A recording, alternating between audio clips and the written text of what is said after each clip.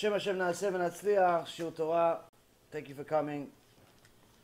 Baruch Hashem. It's been a interesting last few days. Today, B'ezrat Hashem, we'll do shiur for a special refuah shlema for Yaakov ben Blima. May Hashem give him some miracles. B'ezrat Hashem, b'zchut the shiur, the Torah that we're learning today, B'ezrat Hashem, we'll give him a miracle, revive him, so he could live a long life full of Torah, mitzvot, and gemilut chasadim.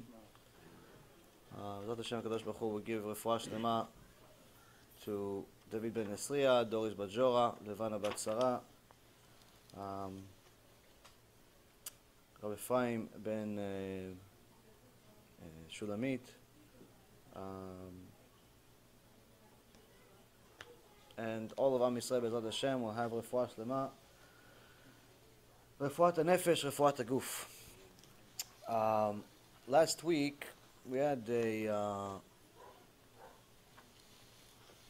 one of the things we said in the shiur on Tuesday is we identified that the Gemara in Masechet Sanhedrin says that when a person goes to shiur Torah, Mekadesh Shem Shamayim, he sanctifies Hashem's name. But when a person misses a shiur Torah, he misses a shiur Torah because he's tired, because he wants to hang out with his friends, because of some other nonsensical excuse, watching sports or anything that's really not real. Let's say that. The Gemara says that umevazeh et Shem Shamayim. He's disgracing Shem Shamayim, and they use a pasuk. From the parasha that this is a person who vaza et a Torah. He disgraced the Torah, and it tells him karet nafsho. Shem and Achem, a person can bring a lot of damage to their life by simply missing a shiur Torah. And this chas v'shalom is not something that the speaker wants. This is not something that Hashem wants. This is not something that anybody wants. But in the world that we live in today, people simply don't understand that shiur Torah is mamash the difference between life and death. If it's a quality shiur, which is rare to begin with, but if you have a good shiur, a shiur that's giving you chizuk, and you miss it, it could be the difference between life and death in this world. And the reason why is because right now, the vast majority of people that are speaking to the public are also dangerous to them too. They're also dangerous. Like, for example, this Shmuli Boteach. Some people still call him a rabbi, but he speaks to the public every day. He speaks to the public every single day on his channel, on his YouTube, on his Facebook. He sells a ton of books. He speaks to the public every day, and every day, unfortunately, somebody falls for his trap and listens to his nonsense. So today, somebody sent me a clip of him speaking to the public. Where? No other place other than the gay parade. An Orthodox rabbi is speaking to the public and trying to give them chizuk. He's saying, yeah, woe to freedom and to all types of whatever shtiot that he says. I couldn't really listen to, just my ears lose their ability to listen after a while. And he's speaking to people from a gay parade. Now, if this is not Chilul Hashem, I don't know what is. I have to relearn the entire Torah. Whatever I did learn, the little bit that I learned. And unfortunately, you see that every day some clown like this appears, comes out of his bush. Every day, comes out of his cave and infests the nation with their shtuyot. One guy, today from a gay parade. Last week, another speaker was shown hugging the women in the lecture. Orthodox shul, after the lecture, he's giving, hugging the women, taking pictures with them, putting it online. So, Rabotai, I'm not going to tell you why, because it's not necessary. I had at least 150 reasons to cancel the lecture today. If it was up to me, I'd cancel it.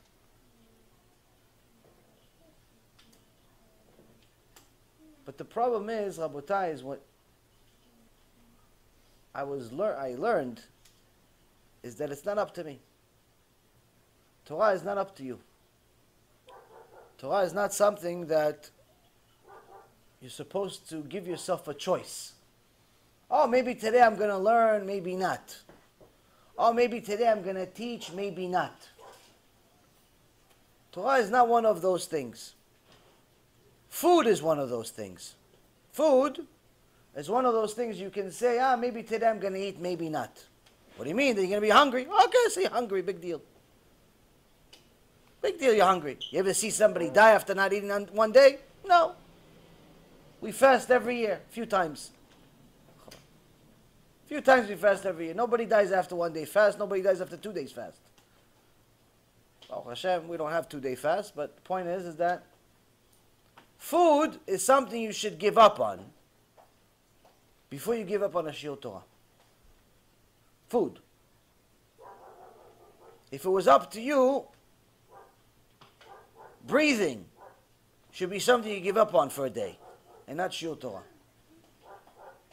But what do we know? We think Shiur Torah is something nice to do. Gives me some chizuk for the week. Gives me some power for the week, so I know a few chidushim I can share with my friends. I can share with my kids. I can say I was there. When a person thinks that a Shiur Torah is optional, the Torah says, karet yikaret nafsho. His neshama can be cut off. Why? Not because Hashem wants to punish him, but because he has missed the point of life. He lived 30, 40, 50, 60, 70, 80 years, and he missed the point. Le'avdil, imagine somebody's on a soccer match. People like soccer. They're watching these people running around with the ball all day now. With what is this? What is it, Wimbledon? What's it called? World Cup.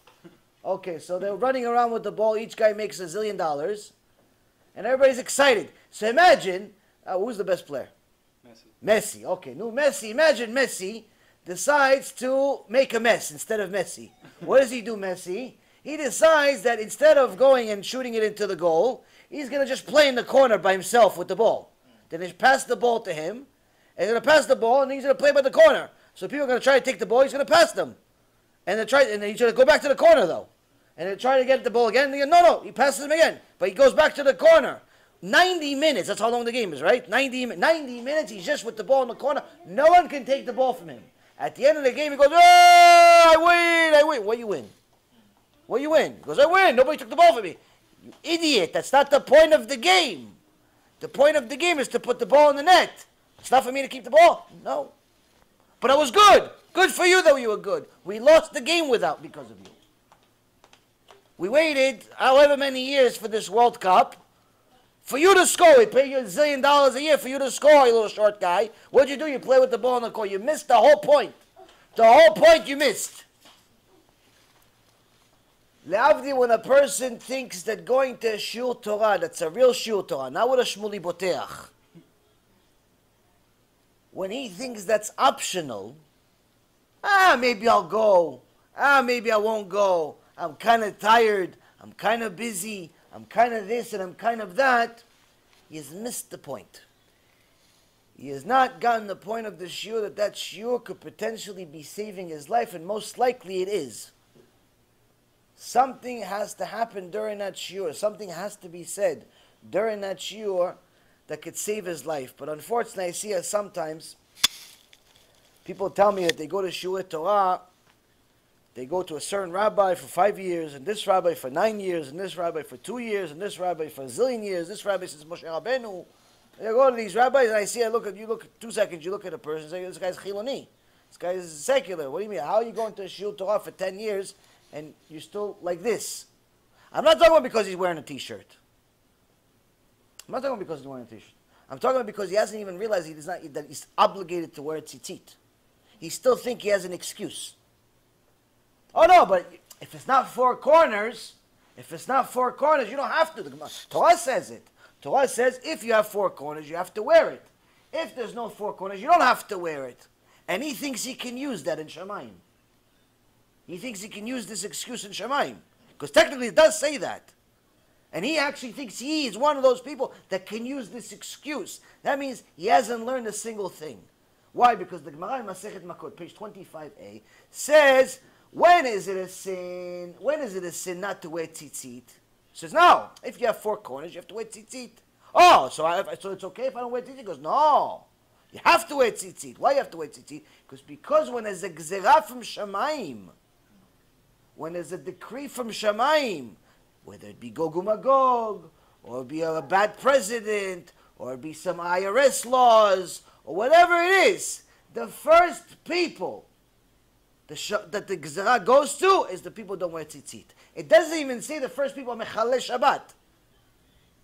It doesn't even say the first people it goes after is people Mechalel Shabbat. It doesn't say that. It says the first people don't wear tzitzit. Why is it not the Mechalel Shabbat? Why? Mechalel Shabbat, of course, he's doomed. We don't have to go after him first. The guy that's not wearing tzitzit is the guy that's looking for awanta. He's looking for some kombina to get in. Oh no, I'm going to get into Gan Eden, because I went to shiur once a week. People are playing with fire and simply don't understand that it's fire. But that's because, unfortunately, part of the reason is the fact that we don't know what's kosher, what's not kosher, what's important, what's not important. And many times we spend our days deciding our own life or death based on something that shouldn't even be a choice. It shouldn't even be a choice. If I told you, listen, breathe or don't breathe, you can spend even a half a second thinking about it? No. Learning Torah is more important than breathing.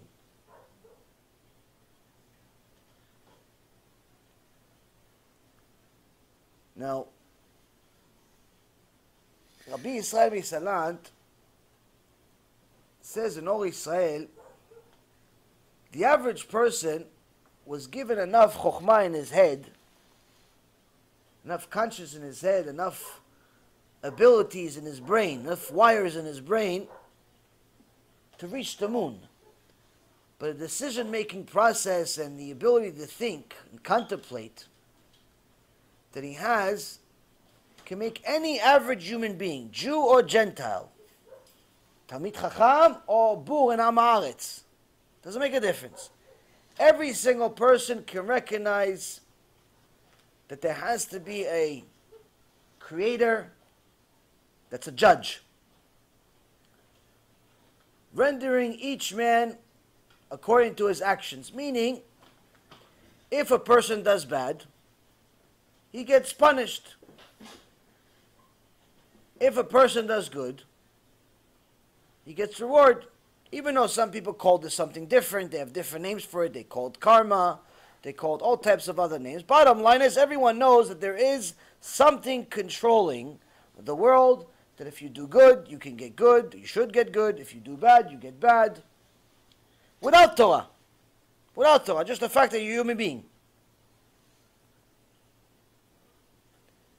The awareness of the awesome divine judgment and the subsequent reward and punishment is the beginning step in our service of HaShem. May He be blessed. And the Gemara in Masechet Makot, page 24a, says Chavakuk came and unified the entire Torah into one principle. The king Chavakuk, in essence, unified the entire Torah, made the whole Torah into one sentence. What's the Torah in one sentence?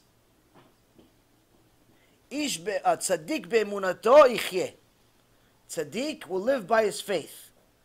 Now this is a very famous sentence that the Chilonim, the secular people like, but instead of saying Tzaddik be'emunato yichyeh, they say Ish. That's why I almost got confused. It used to be Chiloni.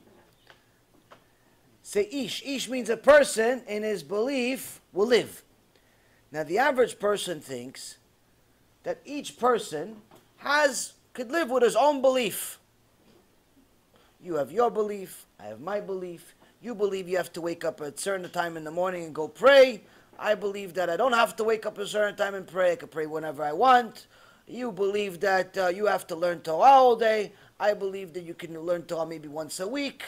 You believe that all types of things. Everybody's own beliefs. Like the Shmuli Boteach, he says, listen, even though I have different beliefs than these homosexuals, he doesn't call them homosexuals. He calls them LGBT or something like that because it's politically correct. They call them homosexuals because that's really what they are. That's not correct anymore. You have to call them an acronym, LGBT, because he may be a lesbian, he may be gay, he may be bi, he may be atomic bomb, I don't know, whatever the T stands for. He may be retarded, he may be, well, who knows what he is. He's LGBT. He's LGBT. He's not homosexual. Because that's, chas v'shalom, you're not telling people what they are. So, the thing is, Rabotai, is that he says, I have different beliefs than them religious beliefs, but it doesn't mean that I can't be here. Oh, so you have different religion, you have different beliefs, but you can't be. Oh, okay. So this is a perfect example of ish be'emunato yichyeh. A person will live with his own beliefs. Why? Because the person, his beliefs are based on him.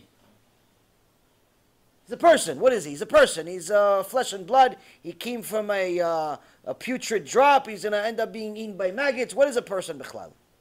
Big or small, doesn't make a difference. But that's not what the pasuk says. The pasuk says, tzaddik be'emunato yichyeh.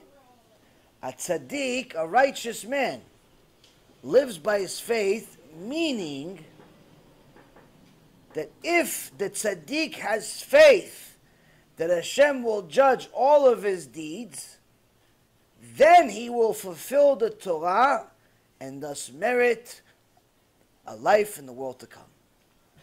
These are completely two different worlds of definition. One is saying, you have your belief, I have my belief. That's the average person translating this, interpreting this verse. The Torah says it's completely not even that. It's not even close to that. What is it? Tzaddik be'emunato yichyeh means that tzaddik, he's going to live, olam haba, he's going to live to eternity because his faith in Hashem is going to cause him to fulfill Hashem's will. Meaning, he's not going to ever put himself in a circumstance where learning or not learning is an option. It's never an option. Learning is the only option. Just like breathing is the only option, learning Torah is the only option. There is no option other than learning. There is no option. There's nothing else. How often? Every day. How much? As much as humanly possible. What if I don't have time? That's not an option to not have time. There are other things in your day that you don't need. Call it what you want. Eating, sleeping, all the other stuff you do during the day, whatever it is that you do. Social media. Everything. Everything else in your life is disposable. Everything. Learning Torah is not. Why? Because that's your life. Now, unfortunately, it's very difficult to come to this understanding completely. It's very difficult. Why? Because we have a lot of freedom from Hashem, an enormous amount of freedom from Hashem to do what we want, leading us to believe that we have the ability to make the right choice more times than not, and whatever we're going to do, it's going to be okay. Like Hashem is going to cover for us. Like if we don't learn, He's going to have somebody else learn for us. If we don't do, somebody else will do for us. If we don't give, somebody else will give for us. How come we don't say, if we don't get married, somebody will get married for us? And if we don't eat, somebody else will eat for us? And if we don't make money, somebody else will make money. How come we don't use it for that? It's because our Yetzer Hara is the one that's giving us this excuse. Our Yetzer Hara is the one that's telling us, no, in learning, somebody else is going to do it. Go to shiur, somebody else will come. Donate, somebody else will donate. Doing chesed, somebody else will do chesed. All the things you're supposed to do and put yourself in a situation where there's no choice. You have to do it. The Yetzer Hara says, no, you have a choice. Achi, relax. Don't listen to this rabbi. He's crazy. It's crazy. Relax. Get your time. Take your time. One day at a time. You learned today? Enough. What you learned? 10 minutes? Psh, bro, it's more than me. I learned only 5 minutes today. You're better than me. Meaning we're competing with each other. You're a loser, so therefore I should be a bigger loser. But when it comes to money, it comes to business, it comes to all the other stuff that Yetzer Hara wants us to do, one woman's not enough. We need 2 women. One marriage's not enough. We need to get married 5 times. One job's not enough. We need to work 18 jobs. 29 hours a day. All the things that Yetzer Hara wants us to be consumed with, we do extra. So, the Or Yisrael says, unfortunately, this general awareness of faith that HaShem will judge all of our deeds, even though we all have the ability to know it, every human being, you, me, you, everyone here, the Goyim, the Jews, everyone. Hitler had the ability, he had the ability to know that one day he's going to have to pay for judgment for it. He thought he's doing a mitzvah, so he thought he's going to get judgment, good judgment. That's how demented his mind was. But it's the same demented mind of every Rasha. No Rasha thinks he's a Rasha, by the way. The guy that's a rabbi from Canada that signed up to Dancing with the Stars with his wife. He thinks he's doing Kiddush Hashem. He's going to dance in public with the woman, with the Rabbanit, and Dancing with the Stars. And he thinks he's sanctifying Hashem's name. He's showing that the Jews can be like everybody else. But every day we say to Hashem, Baruch Shelo Asani Goy. So which one is it? Baruch that we're not like them, or Baruch that we want to be like them? Which one is it? You're lying to Hashem every day? A rabbi, he's 150 pounds overweight. Him and his wife, they sign up to Dancing with the Stars. They're going to dance on national television. Shem Yirachem. This is the generation that we're in, Rabotai. This is what we're in. Now, he knows the difference between right and wrong, but he has somehow perverted his mind to think that what he's doing is right. So Or Yisrael says the general awareness of faith that Hashem will judge all of our deeds remains hidden from us. Even though we all know it, it's hidden from us. Concealed in the depths of our heart. We are devoid of conscious awareness of the fear of judgment unless we devote ourselves to till the soil of our hearts through the expansive thoughts of Mussar. Without making this effort, our general faith in the coming judgment does not send its tendrils over the bodily passions to bind them with the constraint of fear. The particulars of our conduct do not emanate from the general principles of faith, safeguarding us from the most obvious transgressions. We constantly succumb to principal transgressions that reach to the heavens, endless transgressions of speech, countless unethical business practices, and worst of all, the neglect of Torah study. In short, there's no soundness in any part of our body. So despite the fact that Hashem gave us and every single human being on earth the ability to know what He means by emunah. Emunah meaning emunah that there's a din, there's a dayan. There's a judge, there's a jury, there's a judgment. Everyone knows this. One day you get rewarded or punished. Everyone knows this. Without contemplating this on a regular basis, through thoughts of Mussar, through doing cheshbon nefesh, a person simply takes that information and puts it in the garage of the soul.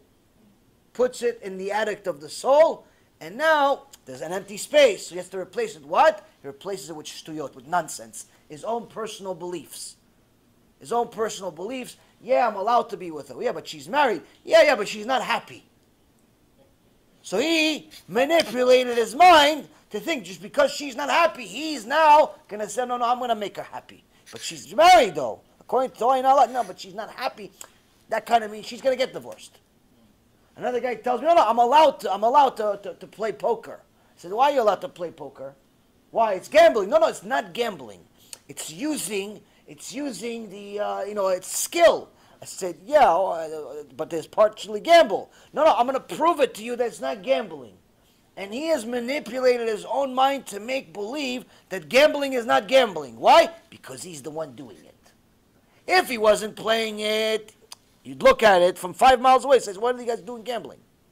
But because he's doing it, he's manipulated his own mind to think it's not gambling. Same thing with the guy that's going with a married woman. Same thing with the guy that's cheating his customers. Same thing that's in a lending business. Many people are in a lending business. Apparently, there's an infestation of Jewish people that have gone into the lending business over the last couple of years, lending money to other Jews with interest, which the Torah says, En lo chelek le'olam haba. He has no share of the world to come. They say, no, but we signed a shtar iska. We signed a shtar iska. You could take that shtar iska that allows you to charge 20-30% interest, roll it into a piece of paper, and take it to the toilet with you. That shtar iska is worth nothing. Unless that shtar iska says that the actual lender owns the business. It's not a loan. Show me one shtar iska like this. It has to be, the actual loan part has to be interest-free. Let's say it's $100,000 being lent. $50,000 interest-free. Interest-free, meaning whether you like it or not, you have to return that money. But $50,000 you return. The other $50,000, there's no interest at all. It's a stake in the business. It's an ownership in the business, in the venture. Meaning you get a piece of the pie. But what if it blows up? What if it goes to nothing? A lot of business goes to nothing. What happens? Investments go to zero. The $50,000 goes to zero. That's a real shtar iska, Rabotai. Show me one like this. On all of these shtar iskas. They're all 100% interest. No. I'm getting interest because he's going to make money. That's a loan. But they say, but the rabbi signed off on it. Yeah, he's going to be in Gehenom, and right next to you, there's going to be a certain chapter. There's the division for the lenders, division for the borrowers, and there's a special division for the rabbis that signed off. None of them have the lender, the borrower, and the rabbi that signed off. No one has olam haba. And this is an infestation in a religious Jewish world, Rabotai. I had a guy, Baal Tshuva, at least 5-10 years, the other day asked me, are you allowed to lend people money with interest? I thought maybe, so I asked him to ask again. Repeat. Maybe I'm retarded or something. Because this is Rule 101 in Judaism. This is the beginning. This is like, Shabbat, lending. It's the beginning. It's the beginning of Judaism. The non-Jews know. The non-Jews know. That's why you go in many of these non-Jewish organizations, they usually have something called a shtar iska with some of these places that they have this in Jewish communities, a bank, they have shtar iska. Even though it's a non-Jewish organization. But Rabotai, the thing is though, is that the Yetzer Hara has parked inside our neshamot to such an extent that he's manipulated our emet. He's manipulated our emet to think that we are allowed to do things that we're not allowed to do. And our actual tzaddik, Be'emunato yichyeh, has changed definition. The tzaddik that lives based on his emunah, instead of us understanding it like the Chachamim and the Gemara actually says, he's going to live to Olam Haba because he has faith that HaShem is going to judge him.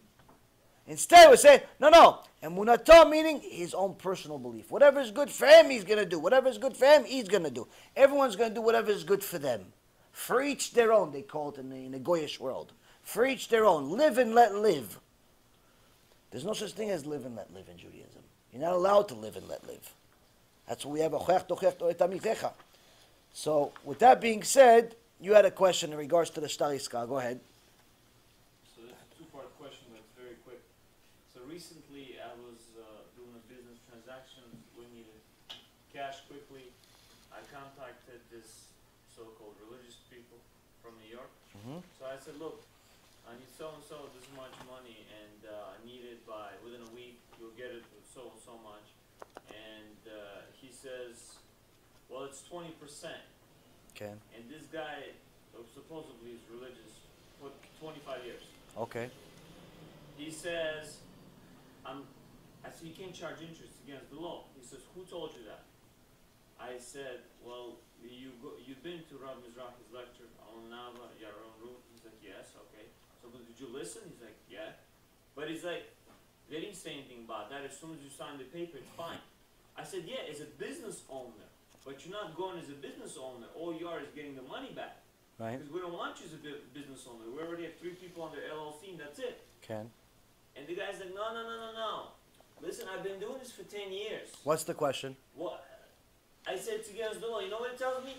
A rabbi in Jerusalem, B'nai Brak. I said, but Banco B'nai Brak in Jerusalem? He said, no. A shul has a kotein signed off on it, and it's perfectly legal. And he says it's the most religious sector. I'm like, I know what it is. I've been there. What's the question? Why do these people keep getting rewarded? The deal did not go through at the end because I knew the right answer from from Ram Mizrahi, because that's the right way to do the business. Yeah. Well, I don't get it. Like, why? And these people just getting wealthier, and bigger.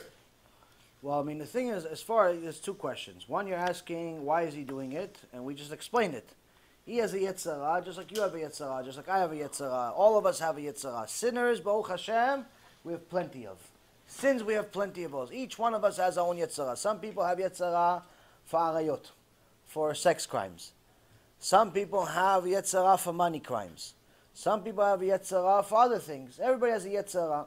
If people truly understood what Rabbi Yisrael Misalant said over here, they would never sin a single sin in their life before they would contemplate whether it's even worth living past the sin.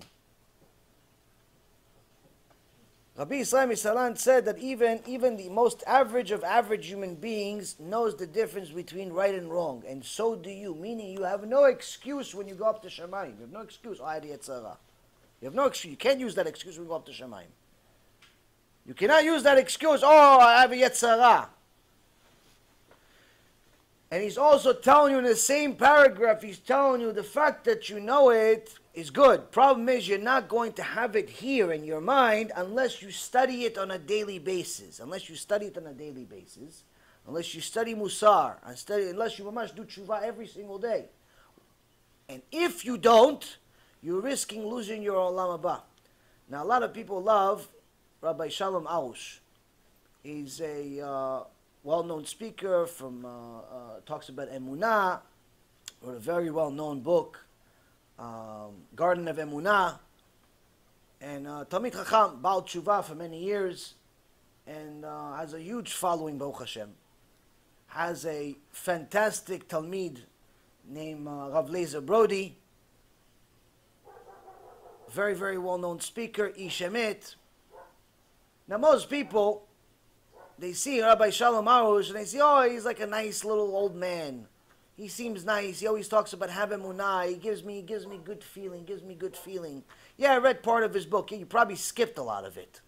Because in his book, he says some things that are nice that for the average person that doesn't want to do tshuva, but a lot of things for the person who doesn't want to do tshuva. Who does or not, meaning, he says the whole issue of reward and punishment, it's in his books, all of them. But also I heard him say, he repeated a part of the Zohar in a shiur that he did some time ago. I only saw a 5-minute clip. He read a part of the Zohar teaching his students, who he goes by the Zohar a lot. He goes a lot about, talks about the Zohar, Kabbalah, and so on. People love Kabbalah. People like Kabbalah more than they like Gemara. People like Kabbalah more than they like Chumash. They think Kabbalah, that's the Torah. They don't realize that if they actually even had the most minute connection to real Kabbalah, one of the angels from Shamayim would come down and kill them on the spot. Because part of Kabbalah is you're saying the names of the angels. And the angels, like Hashem says to us in the book of Exodus, after the Chet HaEgel, after the sin of the golden calf, Hashem says, I'm going to have an angel lead you. I'm going to have an angel lead you. I'm not going to lead you anymore. He tells Moshe, I'm going to have an angel lead you, but don't sin because he's going to kill you. Moshe said, no, Hashem, if it's not you, we're not moving from here. Why not? What do you care, Moshe? What do you care?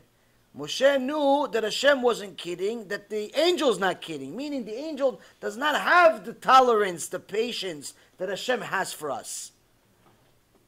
The angels are pure and they have no tolerance for sins. So, when people go to the real Mekubalim, they get something called the Kameh. And the Kameh has different names. Sometimes it has the names of angels.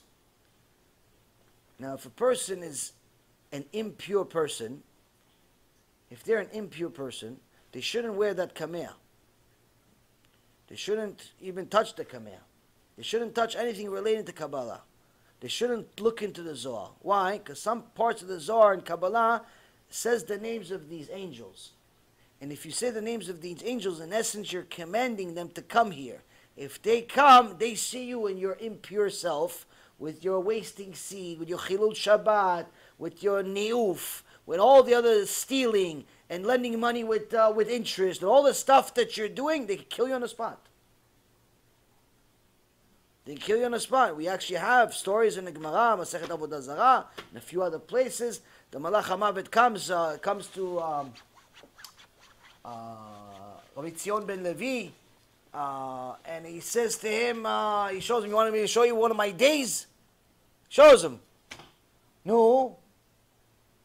He shows him, oh, go get such and such. He mentions a certain person's name. Go get such and such. He tells one of his workers, one of the demon workers, go get the neshama of such and such. He goes, the little demon goes to this neshama, kills the person, brings him back. Goes, no, not this one. I didn't mean this one. I meant the hair cutter. The Yetzirah, the Satan, Malach HaMavet, says to his employee, says, no, you brought me the wrong neshama. You brought me the wrong, I asked for the hair cutter, not the truck driver.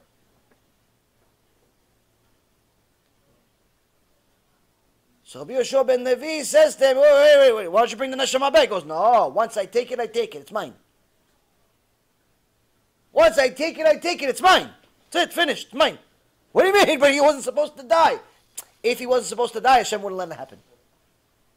If he wasn't supposed to die, Hashem wouldn't let it happen. A person did something. He was on a 50-50. He's on a 50-50. Oh. Somebody skips Shuret Torah, skips Shabbat, skips mitzvot, skips limud, skips everything. He acts with Torah like he has time. Hashem says, oh, time's out. That's where, Rabotai, a person needs to know. There is a deen, there's a dayan. The average person knows this, but unfortunately he's not going to put it in his mind, in the frontal lobe of his mind, unless he's studying Torah, unless he's studying the real Torah on a day-to-day basis and doing cheshbon nefesh, instead of spending all of his time going in the middle of the woods, talking to Hashem about the requests that he wants from Hashem, instead he should start doing Chatanu Avinu Pashanu and say to Hashem, I'm sorry that I haven't fulfilled your requests.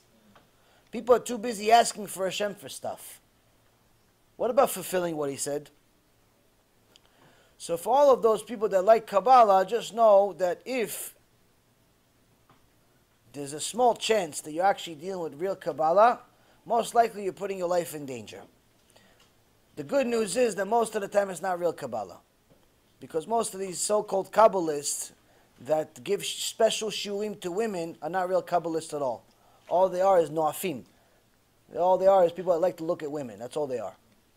They have no idea what Kabbalah is. They have no idea what 1% of what Kabbalah is. So the people that are looking for shortcuts, there's no shortcuts. If there was, I would be the first one to teach it. What do you need 3 hours shiuros for? Just teach people a shortcut. Do 1, 2, 3. You're finished. My career's finished. Okay, I'm going to go back to Wall Street. There's more money in it. So, it's important to know that there's a cure. There's a cure for all the illnesses in the world. It's called Torah. It's called Torah. But that Torah only works if you put your life on the line for it. If you make it so important that you know there is no other choice. There's no choice, do I learn or not learn? Do I go to shiur or not go to shiur? That's not a choice. There are other choices. Do I eat, not eat? Do I get married, not get married? Do I have kids, not have kids? Those are choices. That you shouldn't make those choices. You should actually make the right choice. You have kids, you get married, you should eat, you should breathe. Those are choices. Those are technically very important choices. You should make those choices. But if you have a choice, you have to make learn or not learn, that's not a choice. Why? Because in essence what you're saying, should I live or die? That's what you're saying. Should I live or die? Who would pick to die? Were you suicidal? So, you had a question. How about anything? Anything. The Kabbalah thing you said, or the children thing. I don't know. I don't remember all of them. So how could you raising children nowadays? Ah, okay. Well, thing to close, the question is, how do we raise children in today's society? A society where right. What do you do? What do you do?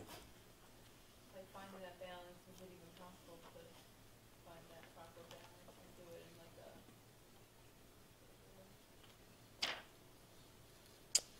So,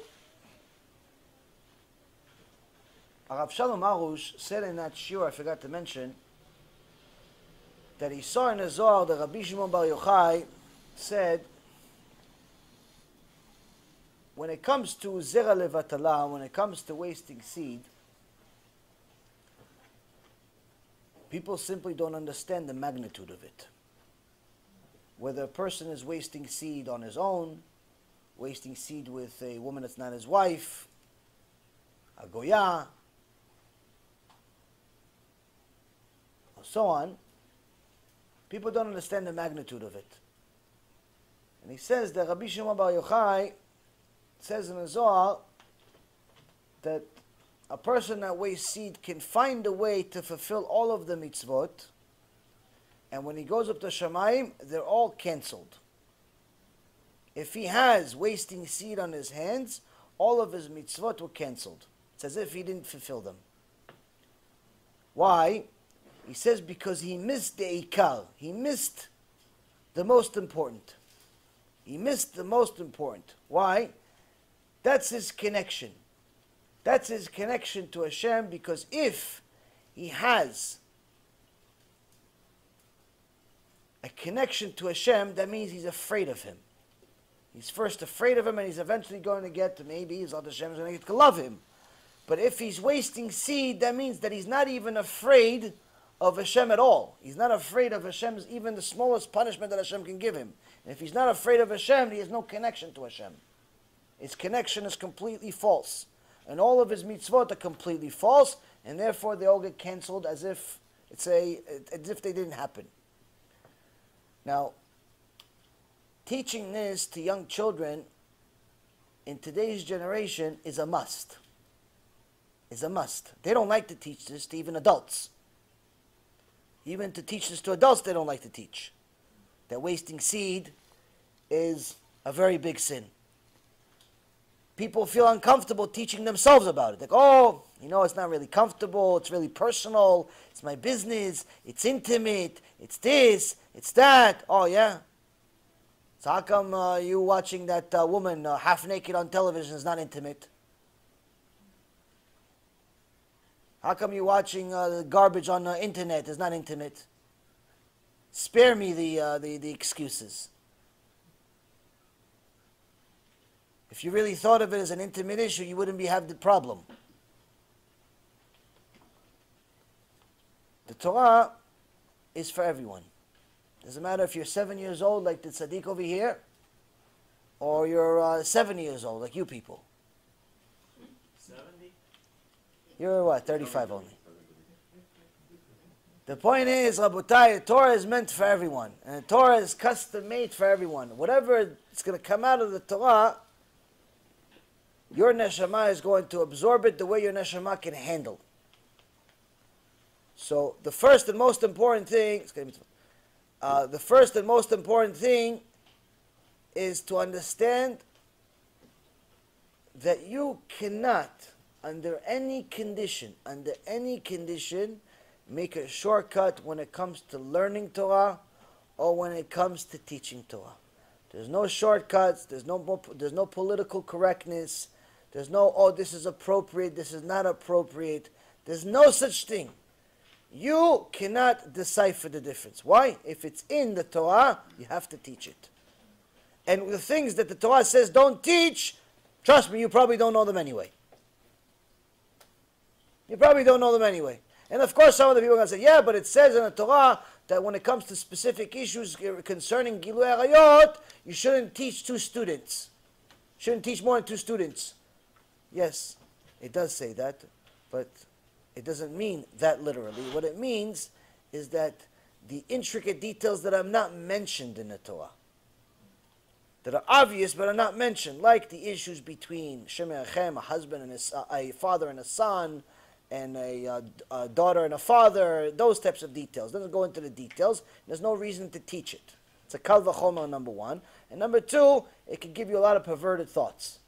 So usually you teach it with a small, focused, one-on-one type of situation. So the person is never in a circumstance where you're not talking to him because you're talking to somebody else, and he could have enough time to start thinking craziness about what you're saying. When it comes to basic wasting seed and all types of sex crimes in the Torah, you're obligated to teach Am Yisrael this stuff. You're obligated to teach Am Yisrael.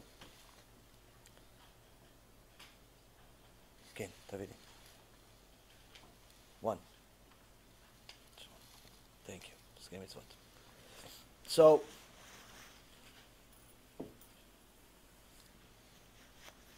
rule number 1, as far as how to manage in this world, is don't limit the Torah of your children. Don't restrain it. Don't limit it.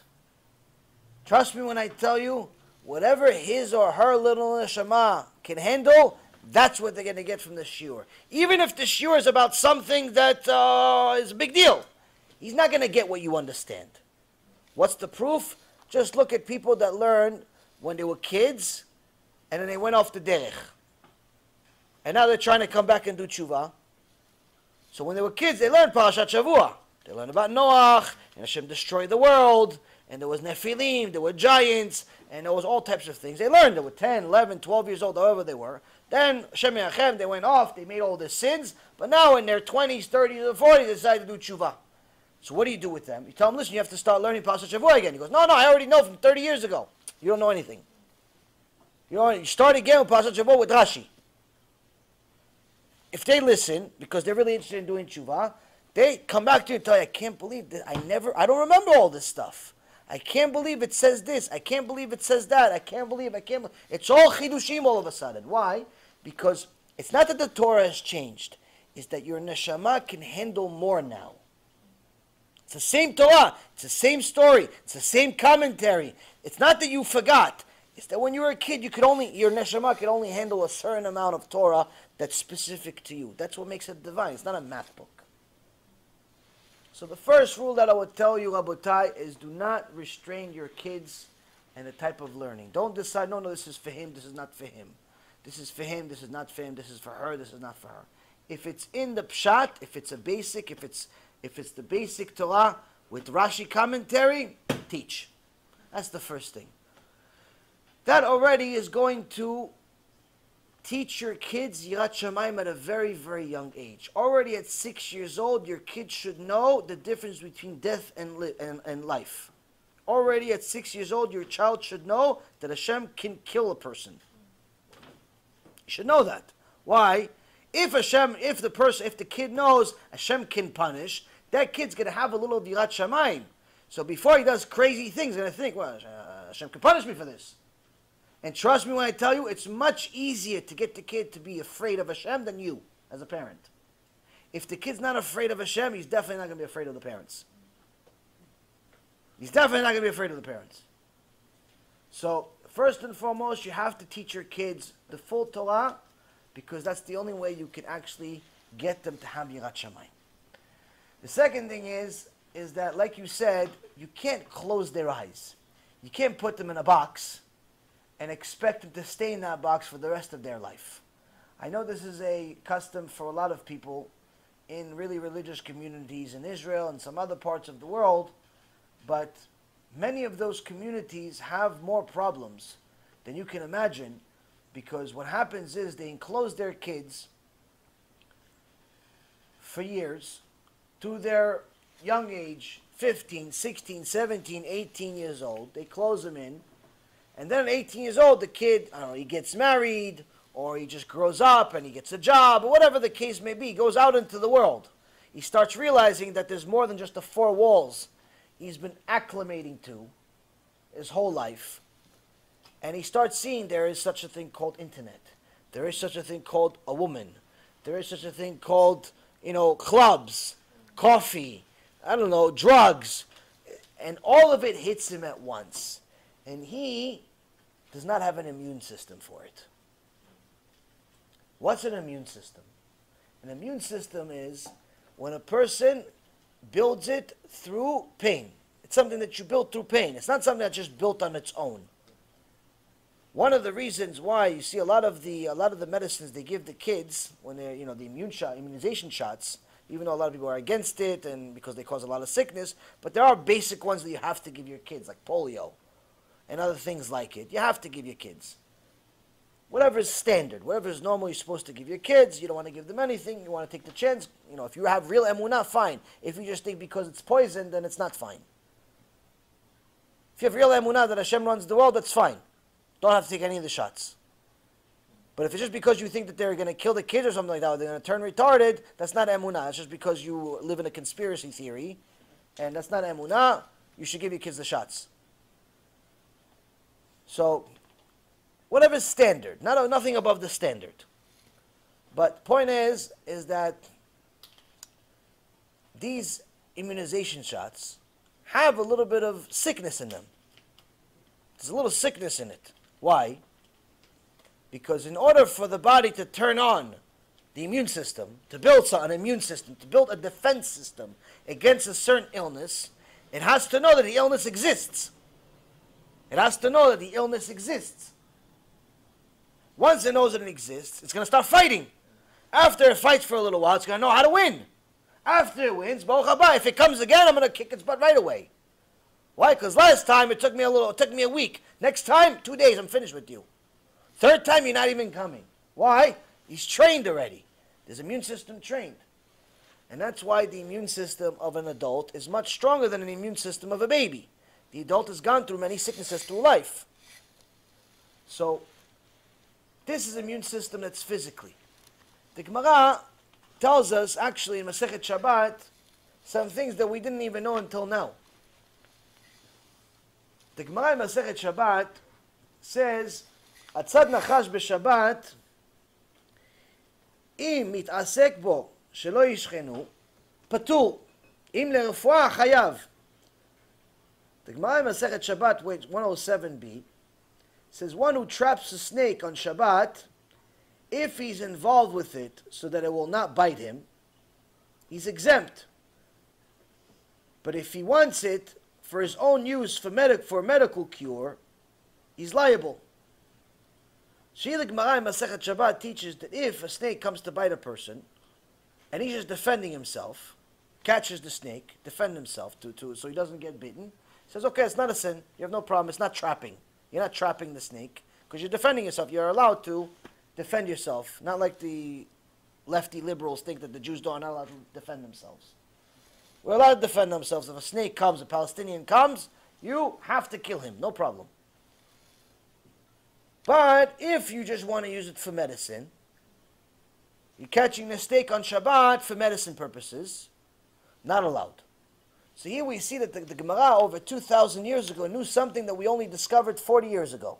What? That the venom of the snakes can be something that's not only poisonous to kill us, but could also be used for medicine.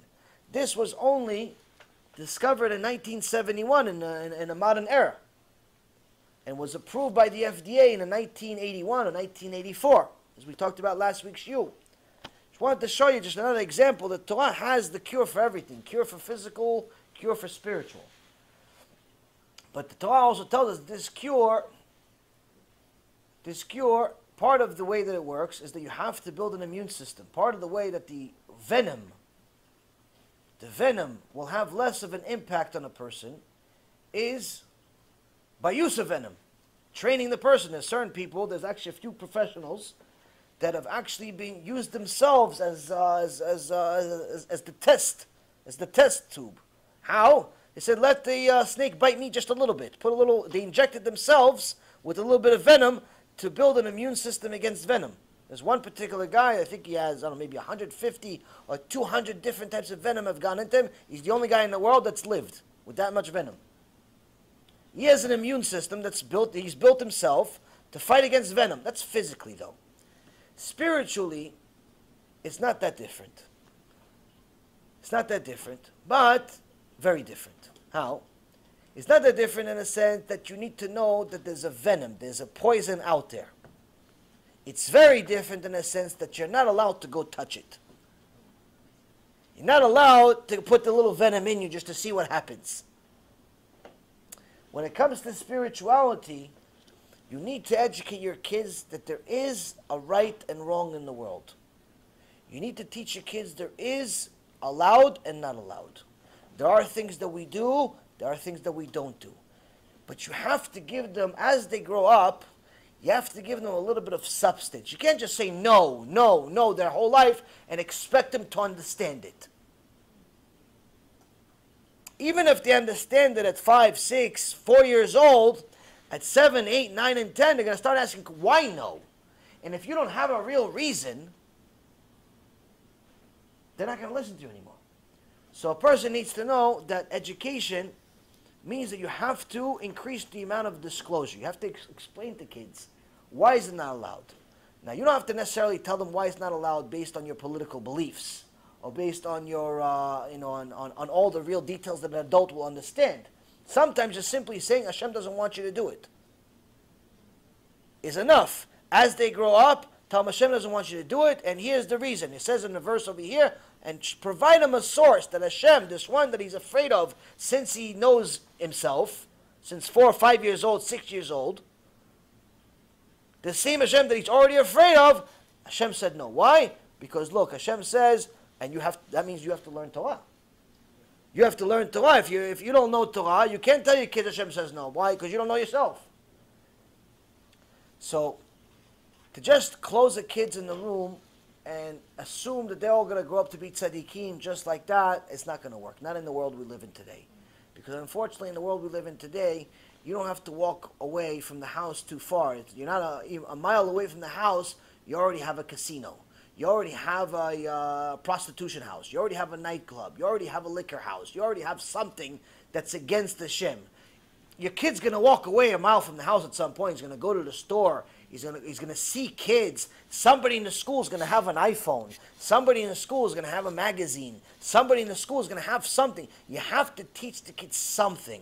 So how do you do it? You have to tell the kid already, first and foremost, teach them the full Torah with no disclosures, regardless of what they teach them in school. Regardless of what they teach them in school, you yourself have to make sure the part of the teaching is the parts that no one wants to teach. The scary parts, that Hashem actually kills the generation of Noach, and it's not that they just went to sleep.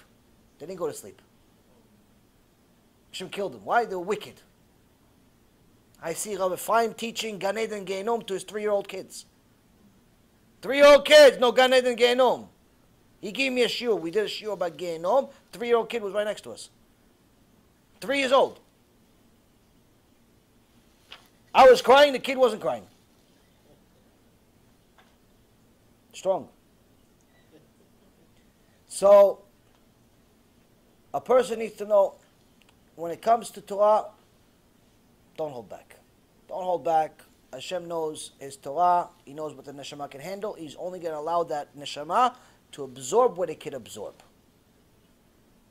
An adult and a child can sit in the same shiur. The child will understand one thing, the adult will understand something else.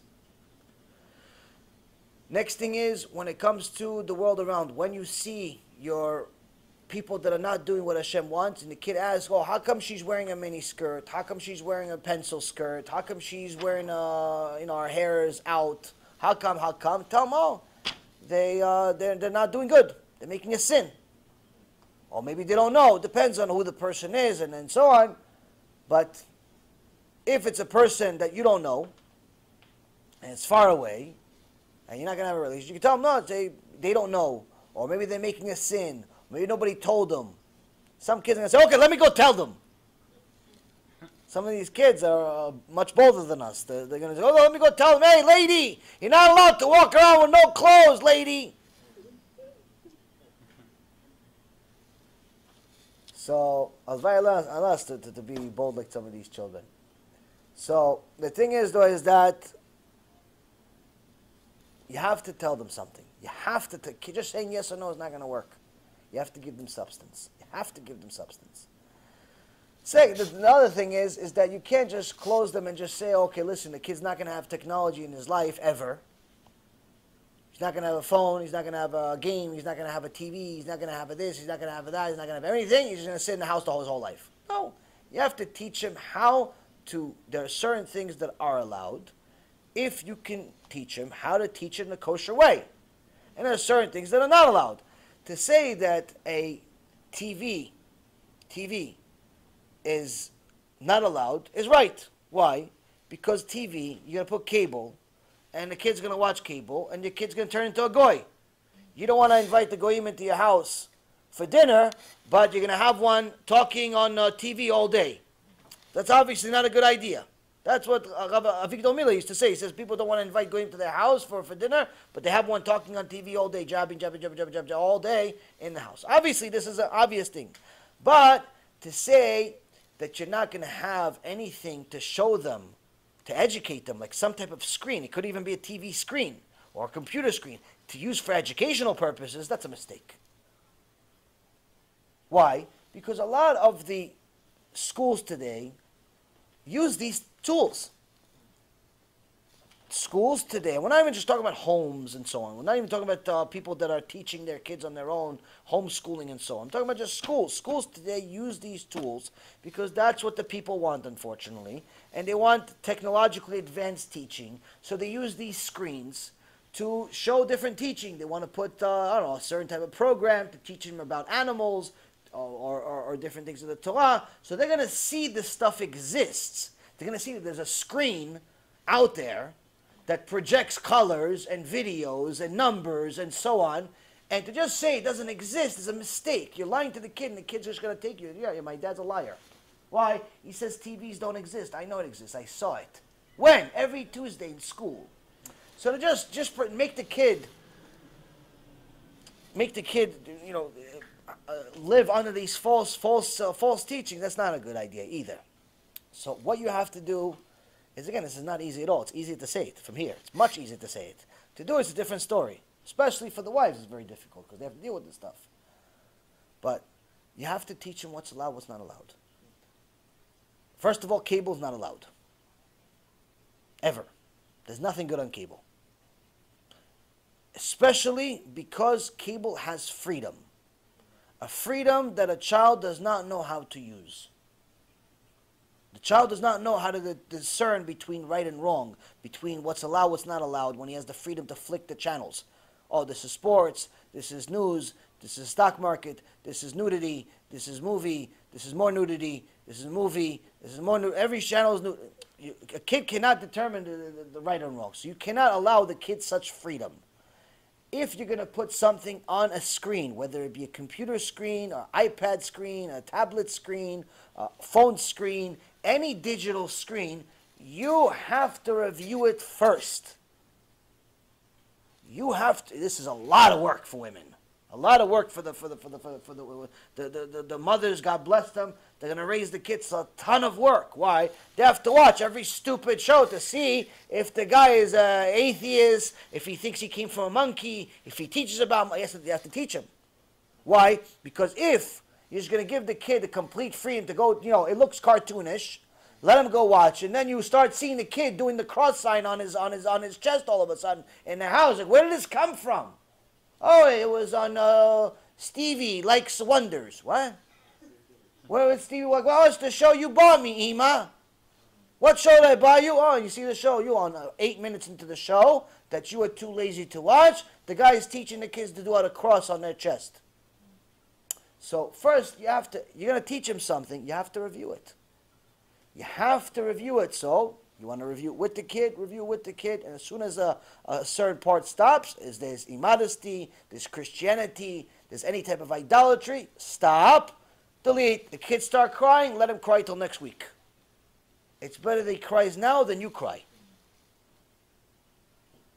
So you have to review these videos. You have to review them. You have to. Second thing about the videos. You have to limit the amount of stuyot that you will let your kid put into their mind.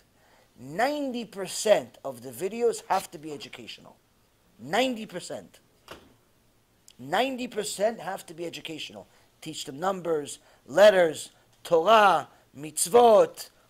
There's a million different ways today of how they teach them to these different shows. If you're already going to use this tool, to teach them, they're going to teach them Aleph Bet, they're going to teach them ABC, and teach them about animals, and teach them about a lot of programs. Stick to the cartoons, by the way, because with the real people, it's very, very difficult to find modest people. I'm serious. Once in a while, you have decent people, but it's difficult to find. You have to go to a lot of programs to find something kosher. Most of them don't know how to wear clothes themselves, so they're not going to teach your kids how to wear clothes. So cartoons is easier. Cartoonish figures. Most of the time, it's much better. But if you're already going to do it, you have to make sure that it's educational. It's not just Spider-Man and Wolverine fighting each other, and then the guy with the skateboard that steals, Dennis the Menace, and then I don't know, this is from my days. I don't know if Dennis the Menace is still alive. Maybe he's probably old now. Whatever all these programs that you have, Dennis the Menace, 30 years ago. Hold on. I have all these programs that they have for kids. A lot of them, I remember I see that they have these programs with dogs and with cats and with spaceships and all that stuff. Every human being needs a little bit of nonsense. You can't just have your kid be, unless he's a special gifted child, you can't just have 100% seriousness all the time. It's 24 hours a day. No, he needs a little bit of nonsense in his life. Okay, so limit it to 10%. 10% or the like, close to it. You don't have to hold me to it as far as the exact number. You know your child, but don't start making it 50-50. 50% nonsense, 50% Torah. Why? Because you're going to have a half-religious kid. 50% nonsense is already too much. It's already too much. If he's watching dogs and cats, 50% of the day he's going to turn into a dog or a cat. He's going to turn into a dinosaur in your house.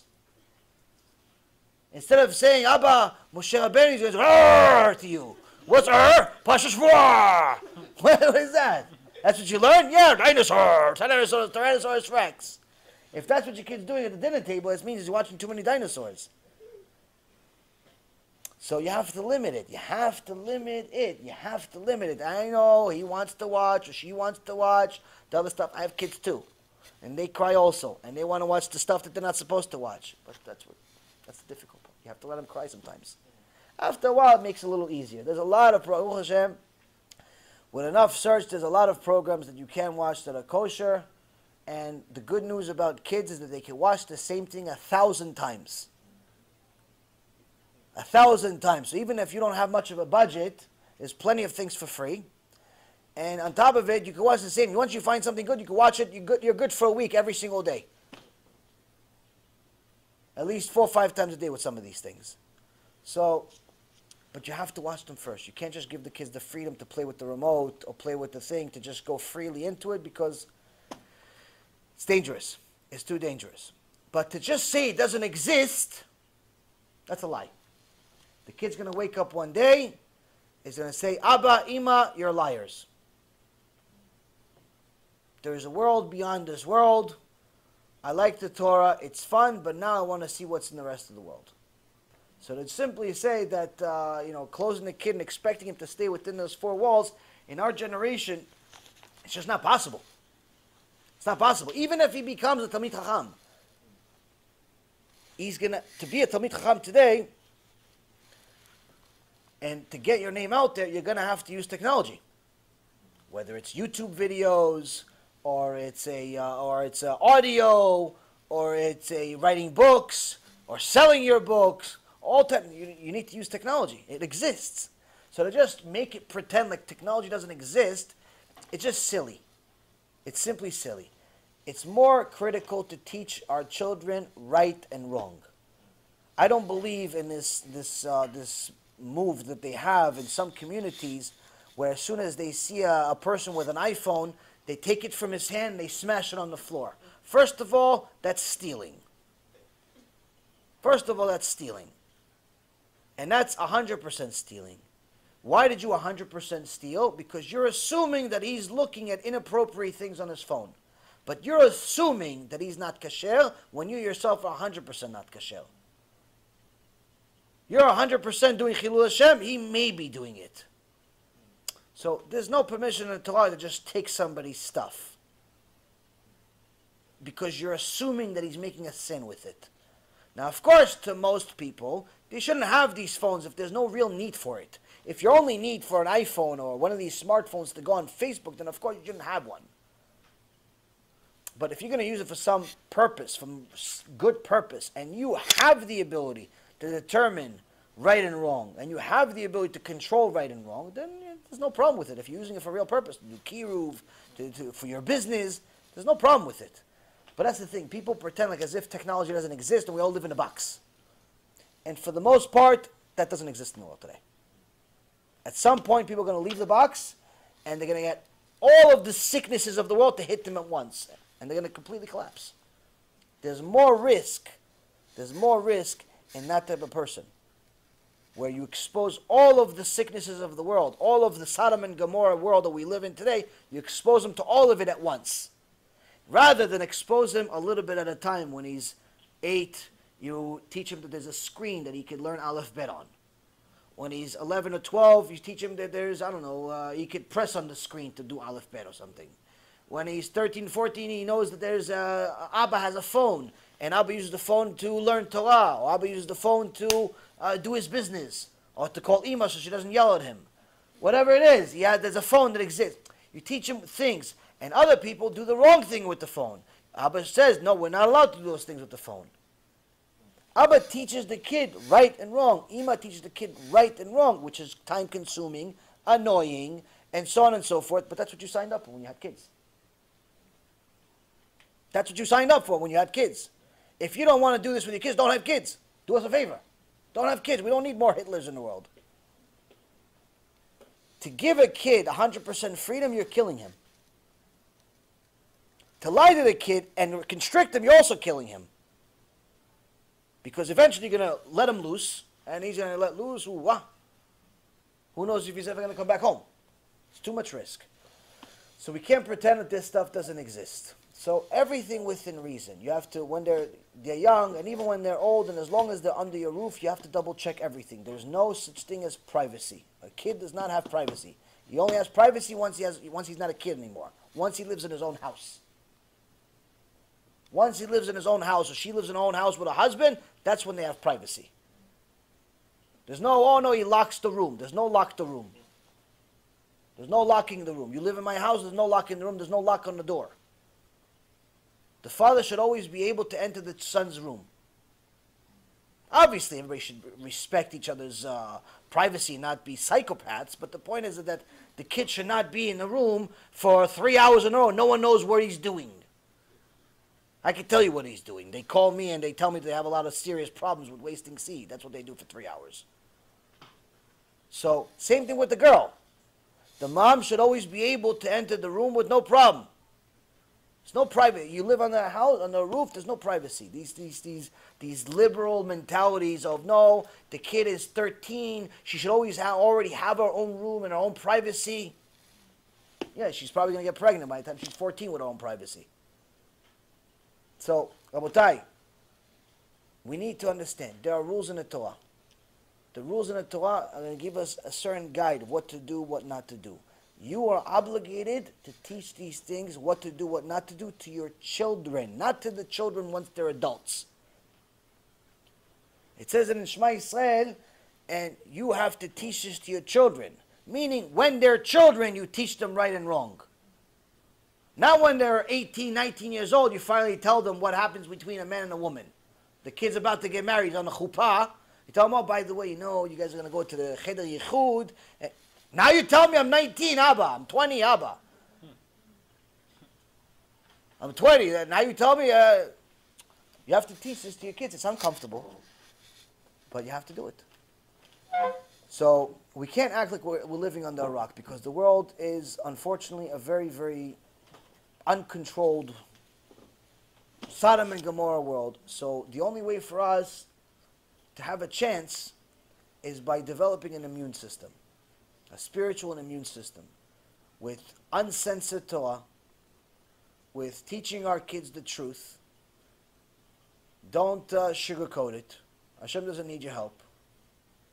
With restricting what our kids see. Don't let your kids go anywhere they want just because they want to or just because they're crying. Control. Control. It has to be a controlled environment, but not a control to such an extent that you're suffocating them. Controlled. They can't go everywhere. They can't play with everyone. Which leads me to my next point. If you want to do Kiruv because you love Hashem, and you want to get people to get closer to Hashem, that's fine. That's a good thing. It's a mitzvah. But that does not give you the right to sacrifice your family. You cannot bring Esav to your house. I don't care how much you love Hashem. If your brother, your sister, your father, your mother, your best friend from childhood, your boss, your neighbor, if they're Esav, if they're still Mechalel Shabbat, if they're still walking around half naked, if they still don't know the difference between right and wrong, you're not allowed to bring these people to your house. You have no right to bring these kids to your house, these people to your house. And definitely not with their kids. No, the kids are going to play together. Chas v'shalom. The kids are going to play together. You're going to have Esav's kids playing with your kid. You expect your kid to be tzaddik? You have no right to put your kid in danger playing with Esav. You have no right to put his neshama in danger. You might as well send him to public school if you're going to do that. What do you think they do? The teaching in public school is only half the problem. The fact that they teach kids that they all came from monkeys is only half the problem. The other half is the kids. So you're going to bring your secular brother, sister, or cousin's friends into your house. They don't know right or wrong. They're going to play with your kid, and you expect your kid to be tzaddik. Why? What, you think your kid's Yaakov? Let me tell you something. He's not Yaakov. Yaakov was already 4,000 years ago. There's only one of them. Your kid's not Yaakov. Stop lying to yourself. He does not have the ability to decipher Tameh and Ta'ol. He's still 7, 10, 11, 12 years old. Do not allow him to play with Esav and expect him to be Yaakov. You have no right to do this. You're going to destroy him. Meaning, your kids are going to have less friends. But they're going to be alive. Spiritually alive. So they have to have friends. Because you as parents can never be their friends. You're never going to be their friends. They don't want you as their friends. You're not cool. You're losers in their eyes, really, is once they get older. You're old. Someone told me one time, he goes, you're old. You're like 30 or something, right? I said, I'm older than that, but I'm not that old. You're like 30 or something. You're like old. And the kid was like 15. It's like, you're like old already. You're like 30 or something, right?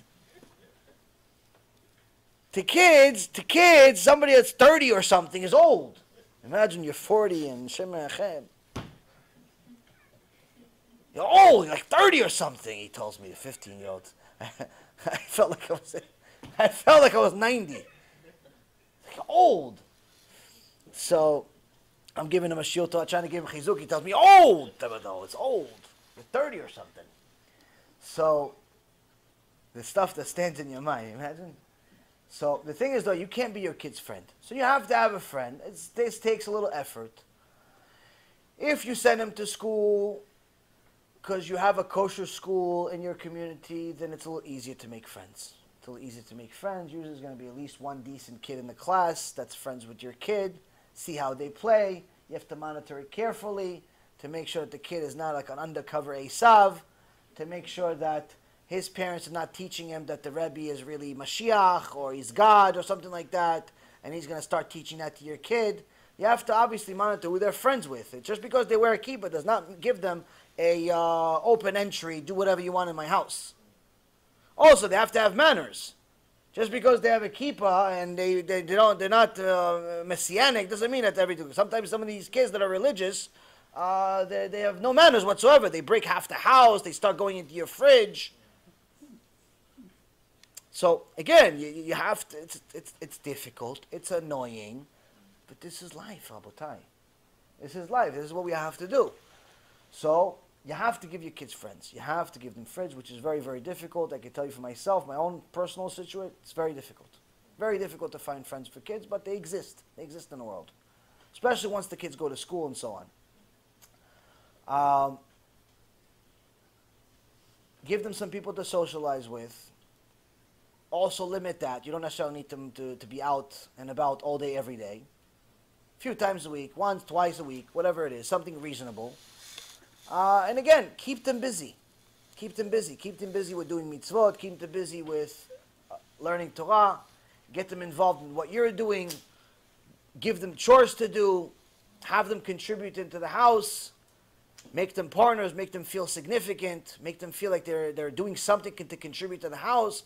Don't just make them, oh, you're the kid. You're going to only know once you grow up. Don't be one of those parents. No, you only understand once you grow up. No, teach him something that he can understand. Tell him something that he can understand. Yes, he doesn't understand what the mortgage means. He doesn't understand what the mortgage means, but explain to him something he can understand. Find a way to be creative with your kids. Communicate with them. Communicate with your kids. Don't be one of these parents that only knows their kid after the kid went off the derech. Only after a disaster hits, now I really loved him. Well, I really loved him. You haven't met him until he was only 15 years old when you first met him. Communicate with your kids. Communicate with them. Talk to them. Listen to them, most importantly.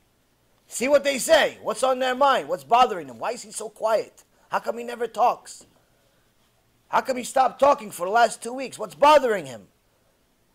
What's the matter? Talk to him. Don't be friends with them. Chas v'shalom, don't misunderstand this. Do not be friends with your kids. They're not your friends. If they're your friends, they're going to be little Hitlers. They're going to end up not respecting you, not wanting to listen to you, because friends are friends. Today you're my friend, tomorrow I don't feel like you being my friend. They're not your friends. Do not be friends with your kids. Don't tell your problems to your kids. Oh, I'm stressed out right now. What do you think? Don't ask him what he thinks. You're the leader. You're the lion. Lion doesn't ask the cubs, what do you think? Should I go hunting or no? What do you mean, Abba? Who's going to go hunting if it's not you? So, yeah, again, these are all easy to say. It's very easy for me to tell you all this stuff. It's very hard to do. Very hard to do. But this is the stuff that you have to tell yourself over and over and over and over again. This is the stuff that you have to tell yourself over and over again to get yourself, to protect yourself and your kids. Because it's a very difficult world, and if you don't build a real immune system to protect yourself and your children and your family, it could all be lost in a second. Every family has a problem today. Every family has one kid, or one neighbor, or one cousin, or one grandson, or one this, or one that has a problem. Every family today. Don't be one of those families. It's difficult. You have to cry a lot. You have to pray a lot. You have to do a lot. But if you're really busy serving Hashem, and you get your kids excited about serving Hashem, not just going to the synagogue, but learning and doing what you learned, and implementing what you learned, and practicing for Shabbat on Tuesday. and cleaning and shopping and doing stuff, like fulfilling the mitzvot together. They're not just little things that are in your house. You get them involved, then you're going to keep them busy. They're more excited about doing mitzvot, and they're living it. They live a life of Torah. They live it.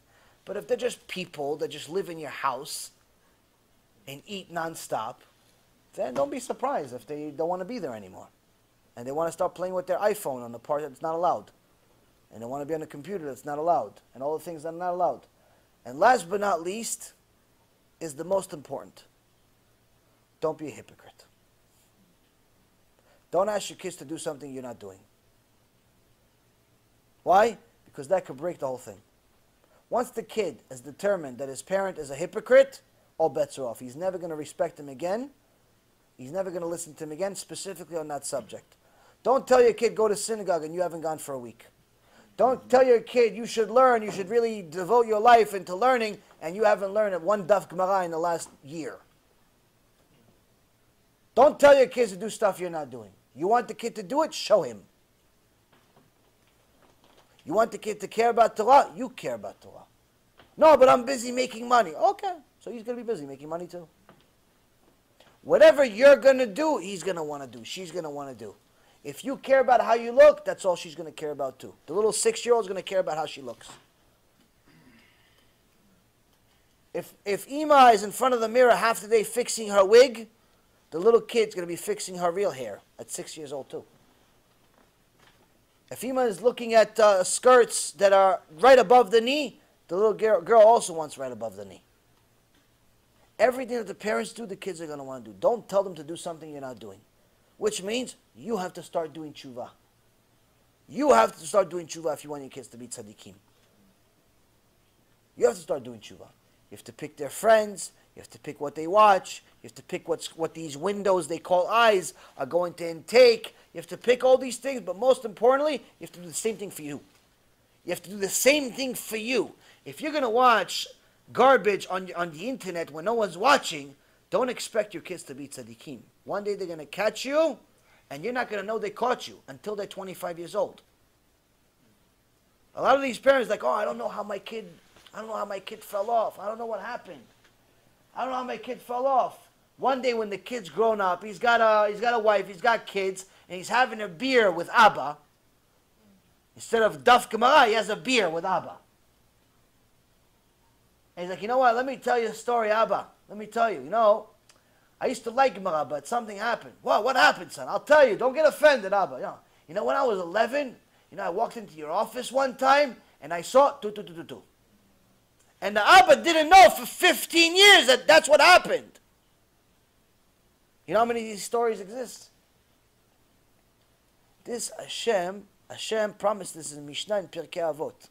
Someone's a mechalel Shem Hashem baseter, someone that desecrates Hashem's name in hiding, Hashem punishes them. How? By making it go public. Your sin is going to be disclosed to the whole world. Why? Your son's going to do it. He's going to do it in the open. How did he start? Why did he want to go into such a business? Oh, he saw you watch a video one time in your life. One time you watched it. You don't have to watch it every day. One time in your life you watched it. One time in your life you let the Satan, the Malach HaMavet, open with you opening the door yourself. Okay, that one time, Hashem says, okay. That's what was on the line. So most important thing, Rabotai, is not to be a hypocrite. We have to do tshuva ourselves. By doing tshuva, that means we've gotten to the point that we realize that Torah, learning it, it's not an option. It's not an optional thing. It's not maybe if I have time, or I feel like it, or I'm not tired. It's not one of those options. You start getting to a point where you realize it's life or death. If it's not me, my life or death, it's my kid. It's my wife. It's my grandkid. It's my daughter. Somebody's life's on the line for this Shiur Torah. Somebody. It has to be. Why? Or else it wouldn't exist. It would become a purposeless shiur. So this is what we have to understand. We do tshuva, and I think it becomes a little easier. It's easier when they're younger, but not when they get older, they'll be like,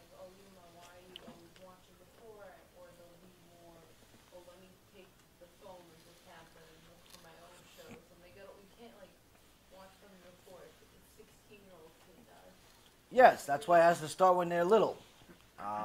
Yeah, of course. One's more open to, oh, I want to see what's out there now. Right. So,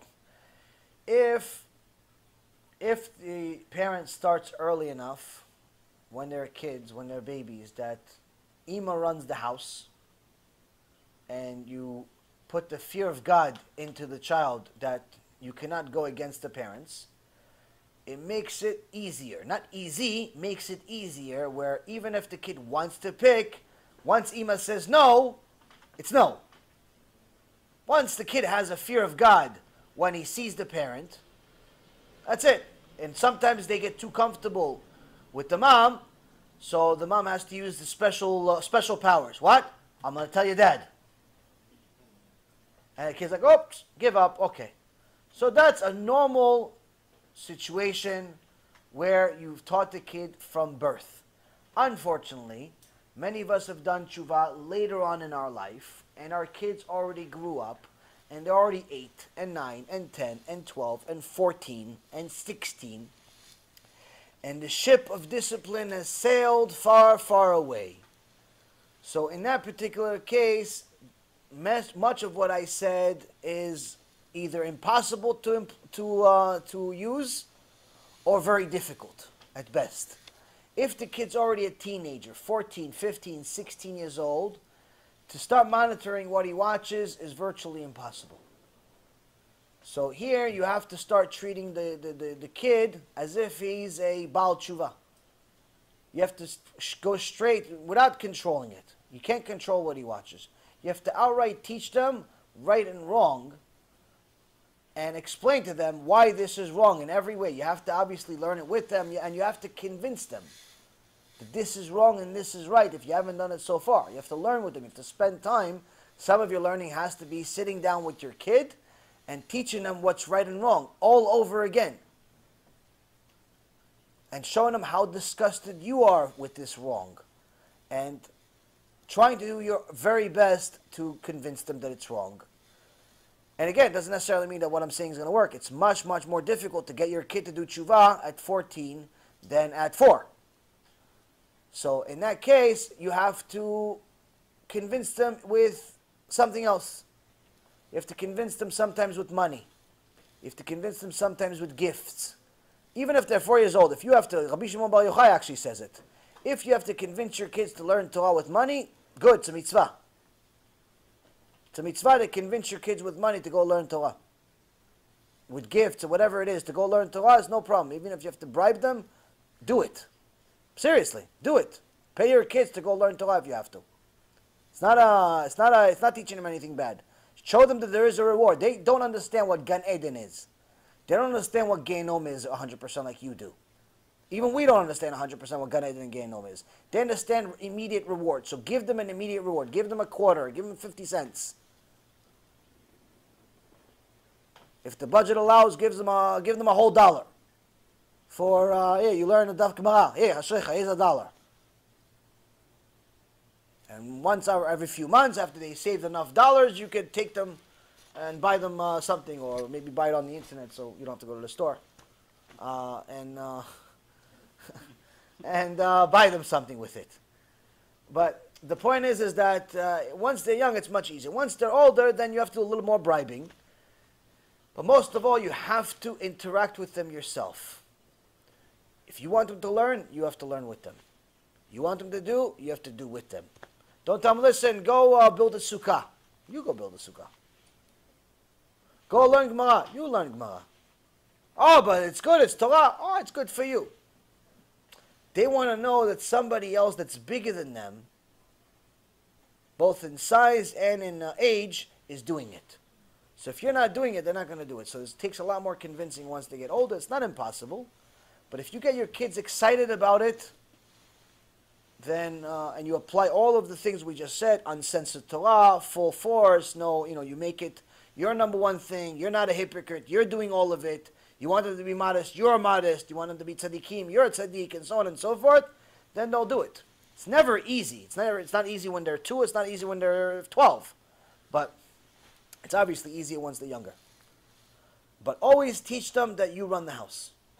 It's very, very important for a kid to know that the parents run the house, and that the kids are never, ever, ever allowed to get involved in a discussion between Abba and Ima. Never. Never allowed to get involved in a debate between Abba and Ima. Never. Never, ever allowed. Don't ever ask their opinion. If the parents ever have they make the mistake, first of all, you should never get into an argument in front of the kids. That's already a no-no. But it happens in life. It happens. If it happens, and you've already made one mistake, and you argued in front of the kids, don't make the mistake much worse by getting the kids involved. Or even worse, by asking the kids their opinion. Who do you think is right? Don't you think you should do this for me? Don't do this. Don't kill your kids like that, because that's what you're doing. You're killing them being a kid. Now they're becoming another parent. Now there's 3 parents in the house. You're turning the kid into a parent. Now he's going to get involved in every discussion. He's going to start giving you the opinion of what he thinks you should do with your job and your boss and the vacation and the finance plan and the investments and your stockbroker, and he's going to start telling you everything. You're killing his childhood, and you're also killing your marriage. Kid is not allowed inside the parents' discussion. You want to have a discussion? Separate. Your kid starts telling, yeah, but Ima, I think, you think to yourself, don't get involved in my marriage. You have no idea what it's like to be Abba. Abba is right, you just don't know it. Yeah, but you said he's not right. To me, he's not right. To you, he's always right. To you, he's always right. To you, he's like God. To you, Ima is like God, always right. To me, it's a different story. It's the difference between us. You don't understand. You are 12, you're 14. You don't understand. Don't get involved in my marriage. Make sure the kids never feel comfortable enough to start telling Ima and Abba what they should do with each other. This is a mistake many, many people make. And what ends up happening is that the wife now has 6 husbands. All 4 of our sons are husbands now. That's 5 husbands. So, point is, Abotai, you cannot do this to yourself. You're ruining marriages that way. So, again, all of these things are easy to say. Hard to do, but you have to do them. Each one is a critical point. You don't do it, it's heavy damage. Yeah? But it can't be in the house all the time. No one says they have to be in the house all the time. But they'll walk out and they're going to see the world. Sure. I didn't say leave them in the house all the time. Just most of the time. Yeah, but then let's say we do homeschooling for children because we can't find a proper school. It's not healthy for the kids not to grow up around other children. Right, so... Around their parents all day long. Right, so I said they should have friends. Homeschooling, unfortunately, is becoming more and more common because the schooling system today is an atrocity. You don't know if you're sending your kid to a school. If it's public school, it's 50% chance he's not coming back home. Why? There's probably a shooting. No, it is not an exaggeration. Right now, in the United States, we are averaging more than 1 shooting per week. More than 1 shooting per week in a school. In America. More than 1 shooting per week so far this year. Okay? So it's not a joke. It's not like I'm not mocking it. There's nothing to mock about it. It's a reality. Right now we're averaging more than 1 shooting per week and almost 1 shooting per week since 2009. If you're sending him to public school, he's even better off. Hold on. We're saying in general to people that don't understand the difference of public school and religious school. Regular school in general, just so you know, 50% chance he's not coming home just because of the shootings. Now, if you're a Jew, sending him to public school, you're just declaring him dead already. Why? It's better the kid die than go to public school. Because what you're doing is you're going to send him to the goyim that are going to tell him that he came from a monkey, and he's going to come to you and he's going to tell you that you're a monkey because he came from monkeys, and that you should go get him some bananas, and that he doesn't want to believe in God, and he wants to eat bunnies for breakfast, and he wants to hang out with the pigs, and he wants to be a pig, and he wants to be a football player when he grows up, and he wants to put earrings in every ear and every hole that he has and doesn't have, and he wants to already have a girl that acts like his wife when he's 14 years old, and all those things. And that's what you're doing to yourself by sending the kid to public school. It's better off that a Jewish kid die than go to a public school. I'm telling you this outright. That's what the Torah says. It's Mussar that you're actually sending the kid to the goyim. That's what you're doing. So public school is not an option. It's not an option because physical death, 50% chance. Spiritual death, 100%. 100%. So now if you're smart enough, let's say you live in a community and you're lucky too, you found actually you live in a community that happens to have a decent yeshiva. You're all, what? You already have schar in this world. You're already getting your reward in this world already. If you have a decent yeshiva in your community, you're already getting a reward. Why? Because unfortunately many of them are not decent. Many of them just say yeshiva. Decent it doesn't say. There's many places that are yeshivot that are not decent. But there are some that are. If you have a decent yeshiva system, invest in it as much as you possibly can. Even more than the tuition. Again, if you have a decent yeshiva in your community, listen to this carefully, Rabotai. If you have a decent yeshiva in your community, and you're sending your kids there, you should pay more than the tuition. More. Why? Don't ask for discounts. Ask for discounts from the supermarket. Ask for discounts from the gas station.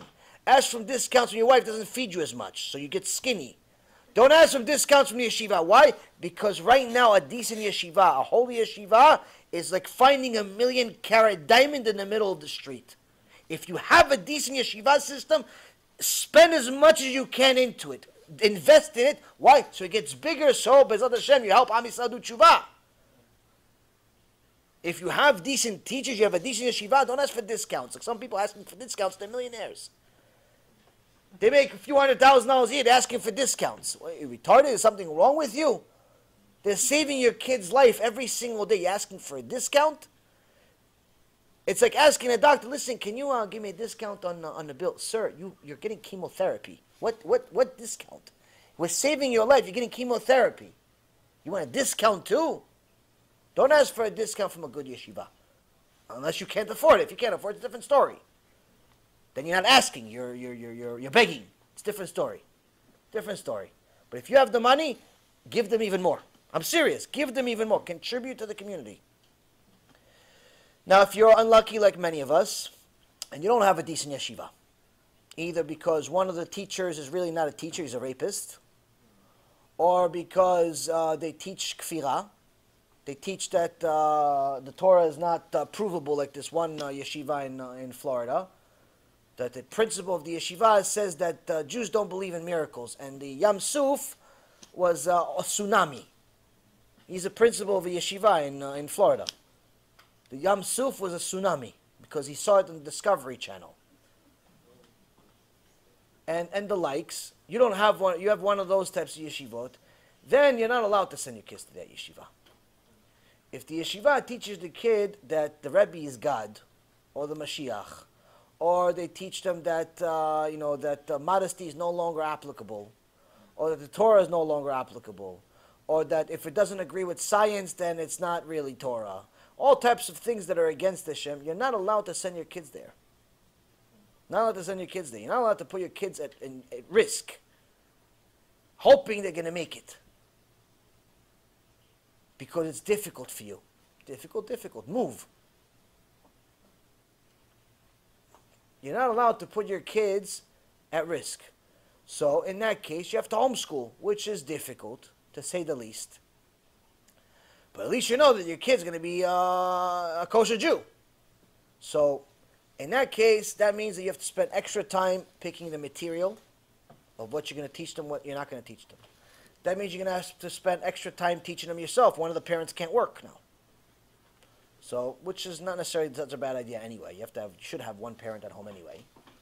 You don't want to have two parents at work all day and the kids at home all day and there's no parents and kids. The only time they see each other when they're sleeping. You don't want one of those. You don't want one of those. So, you want to have a situation where you're going to pick the material, the curriculum, invest a lot of time into it, invest a lot of time into actually teaching the kids, sitting down with the kids, learning with the kids, pretending like you care, actually caring eventually. If you can't do it, then maybe get somebody else to do it. Maybe get a few people, a few neighbors together and make your own little school. She wants, there's 2 people, 3 people in the community. And that way also you're making friends. The kids can also learn with each other.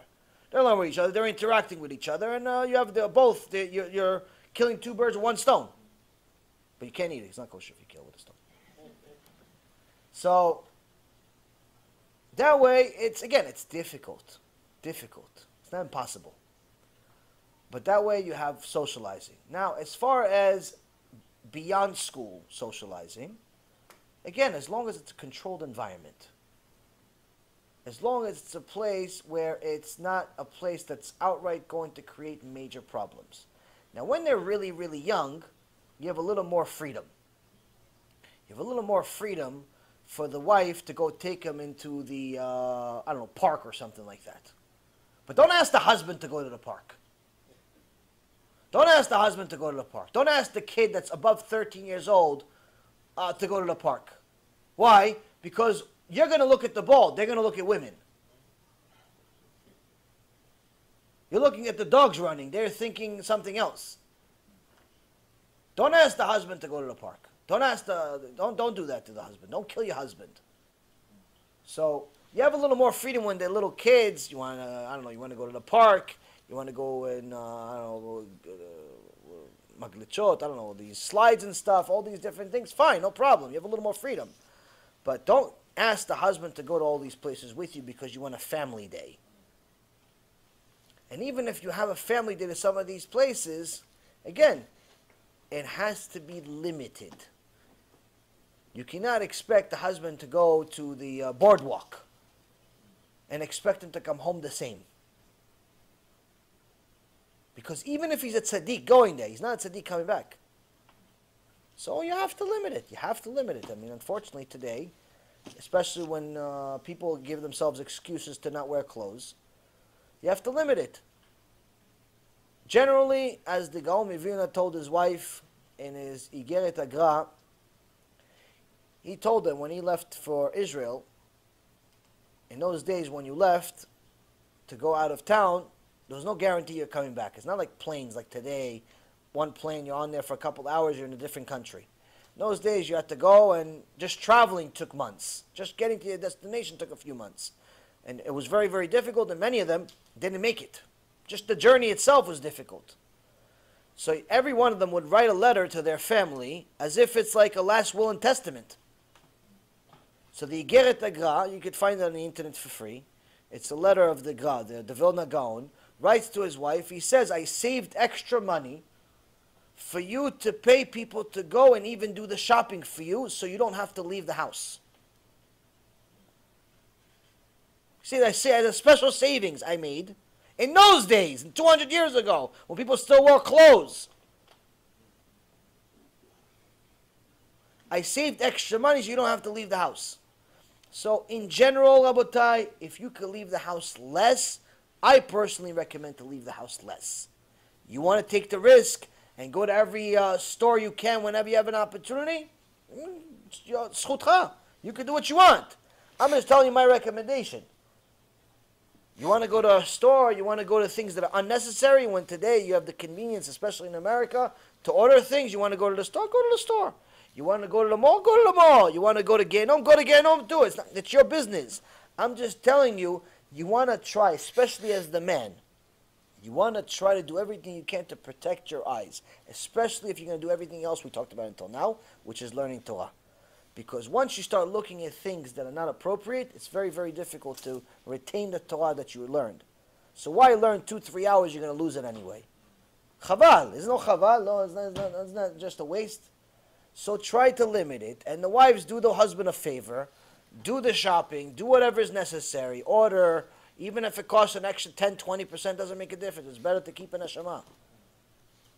And limit how much you go outside. And even if you want to have family day, try to even contain that you know where you're going, the destination, point A, point B, point C, point C. We're going from here, finished. We're not just walking in Wonderland, not knowing where we're going, and we may end up in a really bad neighborhood. Like, know where you're going. And again, you got to protect your neshamot. It's very difficult. People that don't protect the neshamot are bound to get hurt. If you just walk around into the world careless, then guess what? Careless will come to you also. You walk around careless in this world, it's going to come home. One day, you're going to see a divorce. One day, you're going to see a kid off the derech. One day, you're going to see non-kosher in your fridge. Why? You were careless. Careless happened also in your other places in your life. So don't think that you could just, everybody's going to figure out on their own. Because that's exactly the opposite of what our Torah said. Our Torah said, don't think that every person is entitled to their own opinion. That's not Torah. Torah is tzaddik be'emunato yichyeh. The tzaddik needs to have emunah that Hashem will give him reward or punishment, and because of that, he's going to have olam haba. Yeah. Is it possible that it's not healthy for a child to be learning from a parent when it comes to secular things and even education in general? There needs to be a difference. Like, okay, Nina's doing this, but now you're going to go somewhere else and you're going to learn educational things, like school things. Well, Like homeschooling in general, I don't think it's so healthy for the child to have the parents doing everything with the child. There needs to be a separation at some point during the day, especially when they're older. it depends on the parent. Some parents, some people in general are expert teachers. They're fantastic teachers. They're fantastic storytellers.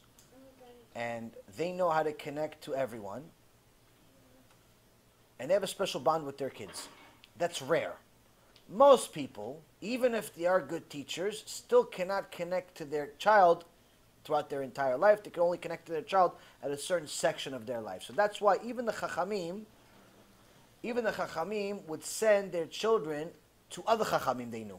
Like for example, Rav Kamenetsky, Alav Shalom, sent his own son, the present Rav Kamenetsky, he sent him to his friend, Rav Kotler, who was also Gedol Ador. He sent him to his friend to go learn with him. Why? But you're Gedol Ador. Yes, but he's my son. My son is not going to learn from me the same thing he's going to learn from a stranger. So yes, it is a very good idea to at some point send your children to go learn under somebody else. But that's, again, there's stages to the learning. When they're young, when they're really, really young, if you could do it on your own and you're good at it, then do it.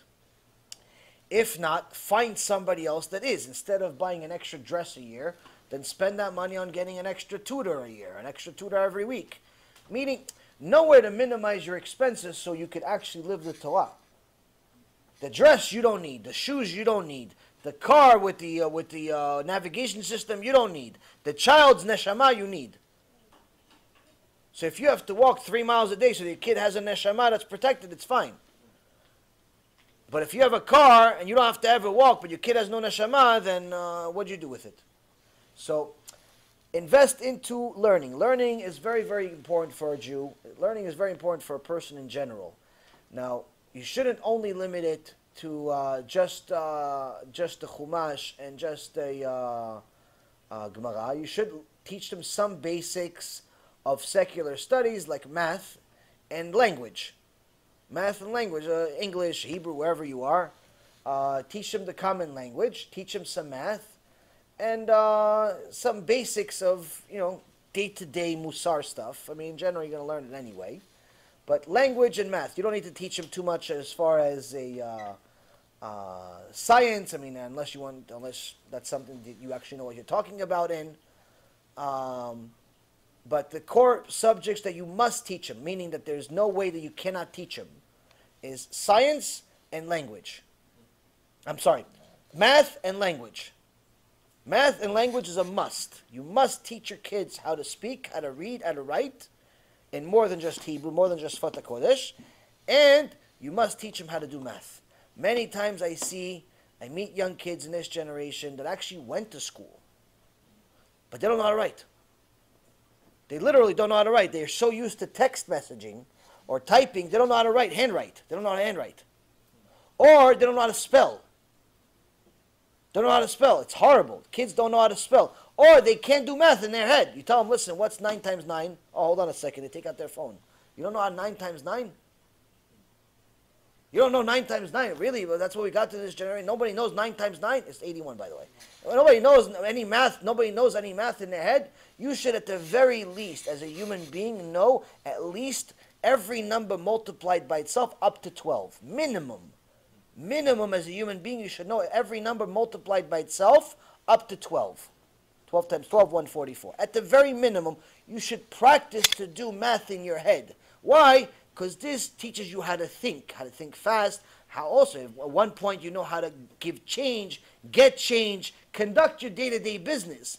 People don't know. They just, they go to a store, they just give you a bunch of money. Here, take what you want from it. I want the whole thing. Or they give the guy a credit card. Why are you giving the guy credit? Maybe he's overcharging you. Maybe this, maybe that. They don't know how to convert currency. They go to a different country. They go to Israel. The guy says, it's 3.5 shekels per dollar. Oh, wow, so I get 1 shekel for every $3? Like, they don't know how to convert. You have to teach your kids math. You have to teach your kids math. You have to teach them language. You have to teach them language. Anyone who doesn't teach the basic minimum, they should send them to school then. Because you're doing a worse job than the school. You have to teach them how to speak, how to read, how to write, and you have to teach them math. You have to teach them math. If you don't know it, then you should get a tutor too. And Baruch Hashem, today, for secular subjects, there's free. There's free tutoring. There's free. There's many videos on it. There's many stuff on it. You can learn math. You could learn English. You can learn a lot of things. You're going to contribute some time. You have to know these things.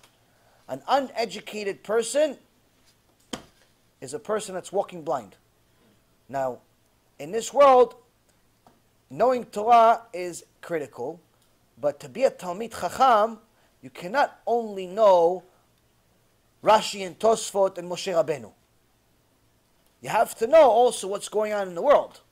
You have to know how to read, how to communicate with people, basic stuff.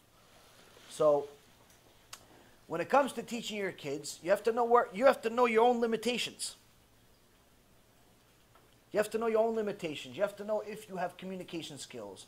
You have to know if you have temper problems. You have to know if you have patience. You have to know if you know what you're talking about. You have to know if you have time. You have to know yourself. If you can't do it, then you have to find somebody that can. But it doesn't give you a right to not do it just because you can't do it. You have to find somebody that's doing it. Either that or send them to school. But you have to teach them. You have to make sure your kids come out of your house educated, because an uneducated Jew is mamash a disaster to the world. So it's a huge task. With enough prayers, enough tears, B'ezrat Hashem, we succeed. Yes? Go ahead. Keep asking. It's good questions. No? Same price.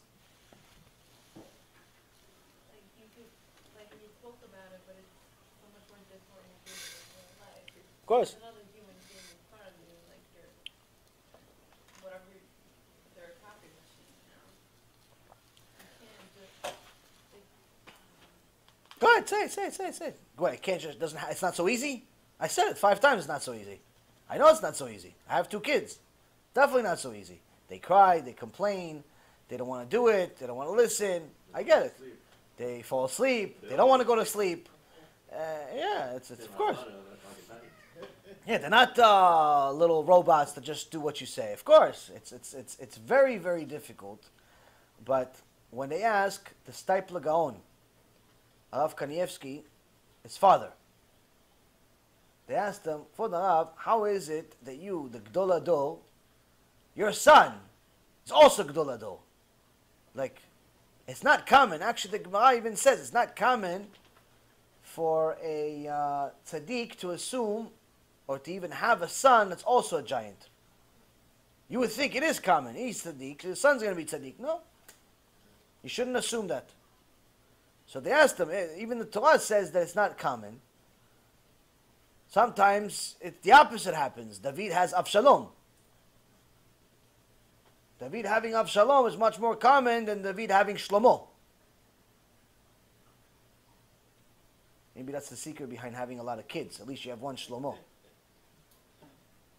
So, how is it, Kvod Harav, that you have a son and he's mamash Gdol Ador? He says, you see your Siddur? The guy picks up his Siddur, he looks, yeah, I see my Siddur. He goes, yeah, I have the same one. Only difference is, mine is full of tears. Tachlis, bottom line, Rabotai, everything I said to you is all shtuyot. It's all nonsense unless you cry over your kids every day. Everything I said to you, you can throw it in the garbage. Unless you cry to Hashem every single day without an exception for Hashem to help you. Everything is nonsense. Why? At the end, it's all siyata dishmaya. I was referring to what's your effort. So you don't help Esav become Esav. What's your effort so you don't help Esav become Esav? In reality, even Yitzchak Avinu had to pray so he doesn't have Esav. But he had. Even Avraham Avinu had Ishmael. It happens. We have to, if that happened to them, we have to pray double to make sure that we don't at least help them become Esav. So you have to do all the things that I mentioned to you, restricting them, giving them a lot of Torah, giving them a lot of love, a lot of attention. Listen at least double the amount you speak.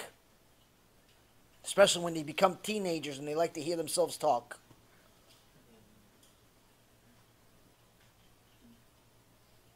Sometimes they just want you to agree even if you don't agree. The point is, Rabotai, is that, yeah, it's very, very hard. It's not easy. It's not, but always keep the distance. You're always the parent. If there's respect, if there is the respect where they realize you're the parent, and by respect, i.e. fear, respect is just another word for fear. If they fear you because you're the parent, you have a chance of having a little Yaakov come out. If they don't have respect, it's very, very difficult. Now, sometimes you're going to have a kid that's outright just, he's a good kid, good neshama, very, very smart, but it's a troublemaker. Some kids are troublemakers. Some kids like to play with fire. They do. That's their nature. Some kids like to play with birds, and they want to see what happens when they twist the bird's head off. They just want to see. Some kids like to take the grasshoppers and just take off the limbs off the grasshopper just to see what happens. They want to see what happens. What does it do? You know, the Gemara in Masechet Shabbat says that if you have a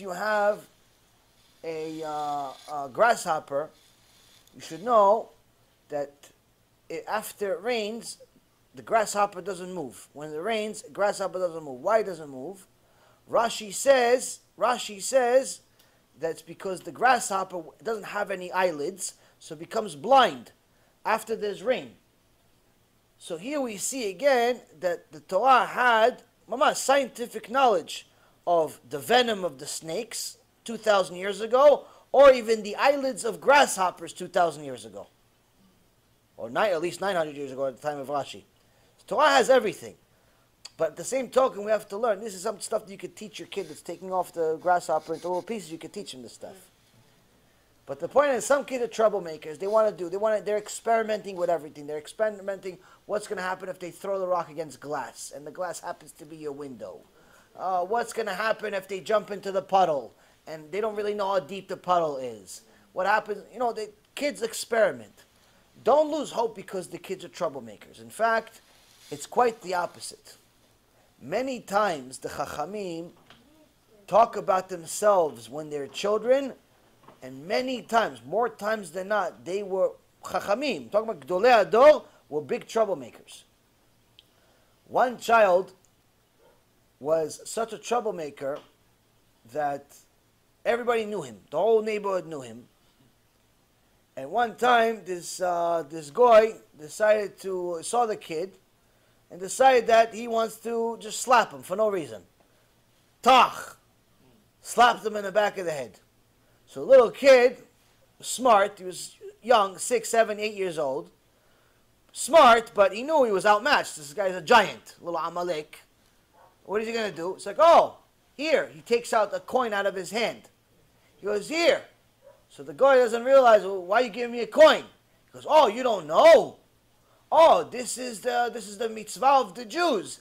That if you hit us, today is the mitzvah. Today is a holiday. That any Jew you hit has to give you all of his money. Has to give you all of his money. So the guy's like, really? Keep the change, kid. He goes and he waits for the richest guy. He waits for the richest guy, the big gavir, the big rich Jew in the neighborhood, waits for him outside. As soon as he's outside, he hits the rich guy. The rich guy has bodyguards. The bodyguards take the guy, start beating it out of him and everything. They take him to the court. They arrest him. The judge says, what are you doing? What are you hitting? Rockefeller, what's the matter with you? He goes, what do you mean? It's the holiday. What holiday? He goes, it's the holiday of the Jews, that if you hit them, they give you all the money. And the judge's like, who told you this? He goes, what do you mean the kid? And he says the kid. Everybody knows the kid. Yonatan told me. Yonatan. Bring Yonatan over here, the judge says. They go find little Yonatan. Yonatan happens to be waiting outside the courtroom. Happens to be. Oh, you guys want me? Okay. He comes, he goes, yeah, how can I help you? You need my help? And he says to them, yeah, how can I help you? And they say, you told them that it's a Jewish holiday, that if you hit a Jew, you give him all the money? He goes, yes, Your Honor, I did. Why would you say such a thing, young man? And he says to him, well, Your Honor, you see, this Amalek over here, he slapped me in the head for no reason. And I knew that if I went to you and I went to the police and I filed a complaint, no one's going to listen to me. So I knew that the only way I could get your attention is if he hit somebody else first. So, Your Honor, I'm filing a claim. He hit me too. And this is Rabbi Yonatan Eibishitz. This is Rabbi Yonatan Eibishitz, one of the Gdolei Ador, one of the biggest giants in Am Yisrael's history. One time, these pastors, Christians, used to like messing with him. So they came to town, and they wanted to have a meeting with the Gdolei Ador, Rabbi Yonatan Eibishitz. Now, back then, they weren't like today. The Christians weren't like today. Back then, they'd either kill us or they'd torture us, one or the other. Today, they're pretending to be us. Today, the Christians are pretending to be Jews. They call themselves Messianic Jews or Jews for Jesus, all types of nonsense. The Christians, 100%. They don't keep anything. Not even the Ten Commandments. But anyway, one time, they had one of these pastors, popes, whatever it is, and comes in a room, and he sits at the end of a long table like this. And Rabbi Yonatan Eibishitz is on the other side.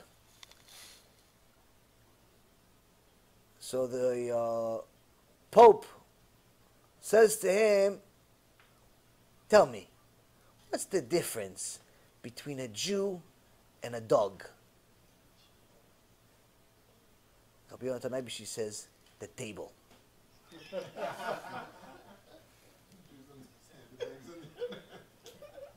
The table between us. He was sharp, he was hard, he was sharp and witty. But he was a Talmid Chacham. So sometimes there's a big neshama in a small body. That's what Rabbi Ephraim says. Rabbi Ephraim is a big neshama in a small body. Even Rabbi Ephraim himself, he tells me some of the stories when he was a child. I said, I can't believe it's you. He goes, sometimes it's necessary for the little big neshama to be in a small body. It's necessary for them to be a big Talmid Chacham. They use all that koach, they use all that strength to become Talmid Chacham. So don't lose hope just because the kid is a troublemaker. Many of them are troublemakers.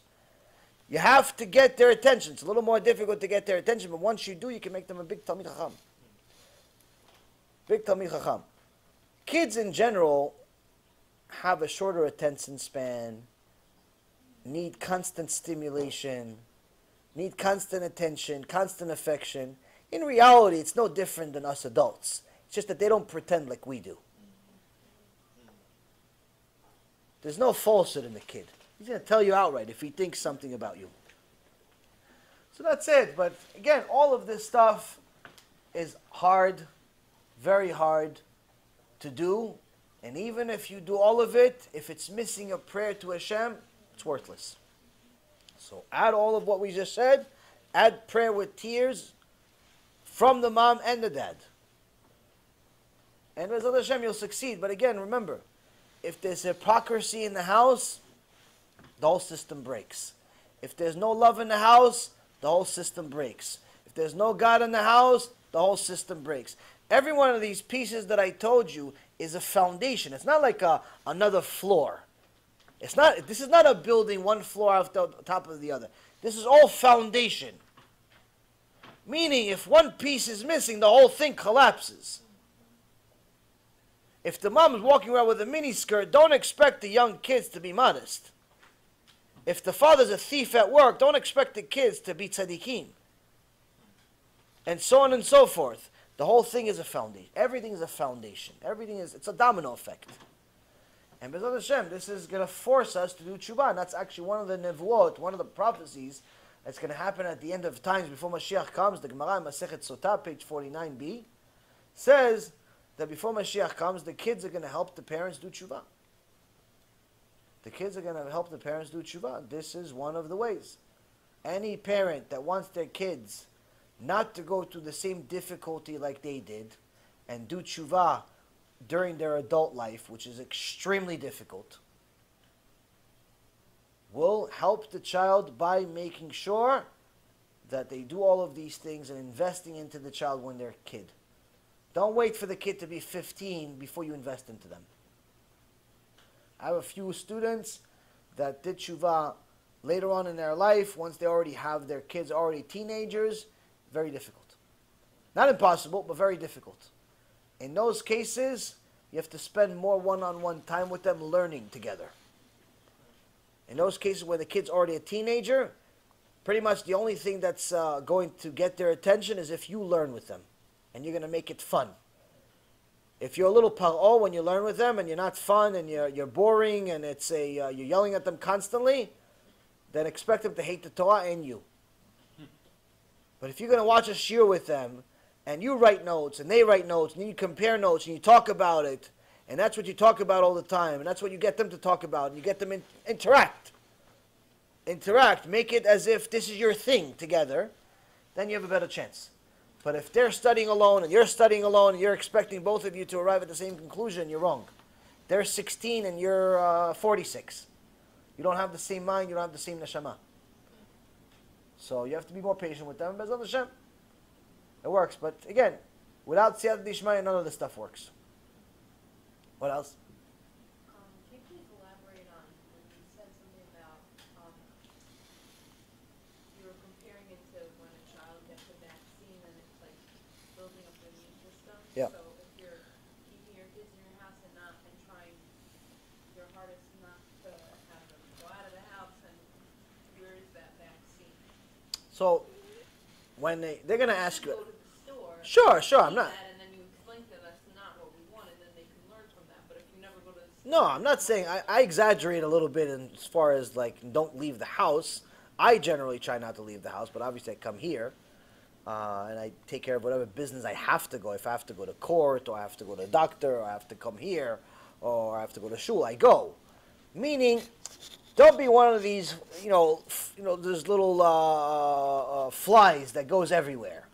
There's little butterflies that every 2 seconds they're always out of the house. You're never at home. Don't be one of those butterflies. You're constantly everywhere. Okay? Go where you have to go. If you have to go to the store, go to the store. If you have to go to the gas station, go to the gas station. If you have to go to somewhere, go. And that's not a problem.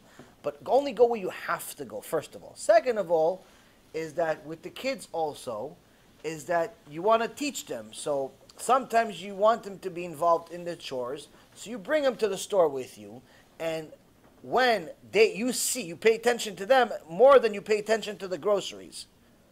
And you see that something got their attention, a half-naked woman got their attention, the kid that with a cross on his neck got their attention, or with a certain haircut got their attention, you bring that up, you say, yes, that, no one ever told them it's not allowed. You could tell them after, you could tell them then, whatever. You have to, obviously, you know your kid, and you know how he's going to react or she's going to react. But you could pinpoint at certain things and teach them from their experiences, from paying attention to them. Of course, shopping's now going to take 4 hours instead of 2 minutes, but that's what you have to do.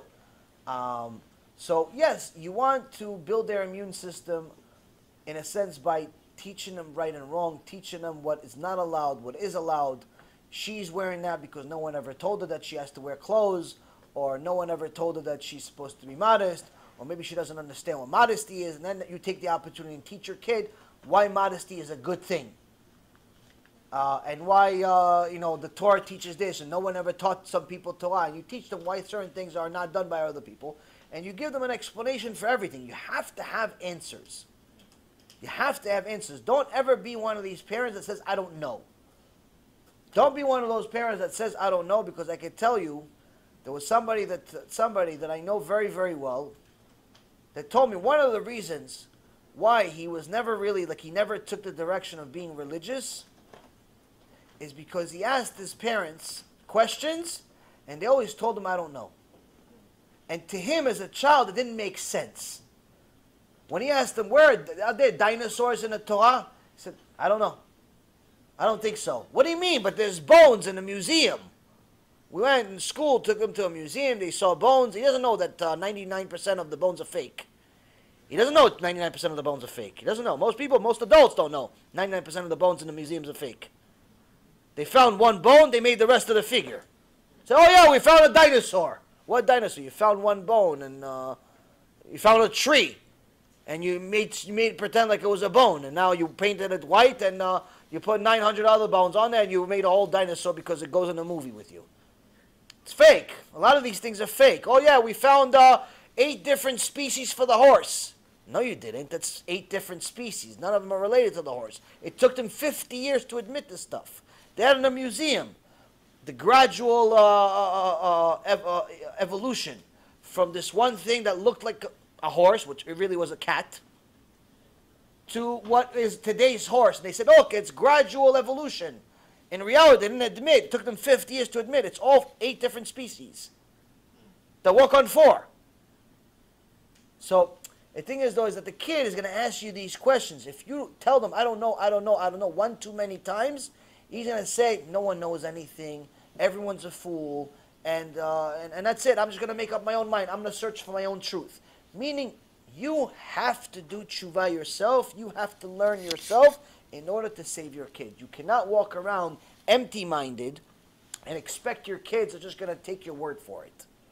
Oh, God said so. Where? I don't know, but he said it somewhere. Don't be one of those parents. I know somebody really well that said, literally, one of the things he used to ask as a kid, where is this, where is this, how come you don't know? And he said, I don't understand, how do these old people, you're old, you're like 30 years old already. You're like 30 years old, you're older, how do you not know? How do you not know? Because for a little kid, his age, asking an adult a question, if you don't know, it doesn't sound right to them. It doesn't make sense that you don't know. How do you not know? You're like 30 years old. To them, it's like, you might as well say 1,000. How do you not know? So if you don't know, you say, you know what, son? I don't know. But let's go learn together. Turn on that computer, take the book, do something, and go find out. Go learn together. Good question, son. Let's go learn together. You have to go learn. The kid, it's important enough for them. These questions that the kids ask could be the difference between life and death. Because for that kid, you think it means nothing, he's going to forget it in 5 minutes. You're right, he's going to forget it in 5 minutes. But in 10 years from now, he's going to remember it again. He's going to remember you don't know. And once he remembers you don't know, he probably doesn't know anything. I'm going to go out with that non-Jewish girl then. So you have to educate yourself. Education, Rabotai, is critical for all of mankind. Even more so for a Jew. Even more so for a Jew. So you can't walk around in the world being ignorant and expecting your kids to survive. So as far as the part of the reason why you have this education system is because you yourself need to know the difference between right and wrong. Because you yourself are custom making the immune system. If you don't know the difference between right and wrong, how are you going to tell the kid? Once you know the difference between right and wrong, anytime you see something that's wrong, you can tell the kid, that's wrong. We don't do that at home. Jewish people don't do this. Yeah, but he's Jewish too. Yeah, he's Jewish that doesn't know. He didn't learn the whole Torah. He only learned the first couple of pages. We do the whole Torah. He only does some things. We do everything. We want to be real tzaddikim. You have to teach your kids to want to be tzaddikim. How? You want to be a tzaddik. If you want to be a tzaddik, they're going to want to be a tzaddik. What do you think? It's a coincidence that every family that the father is a doctor, the son's a doctor also?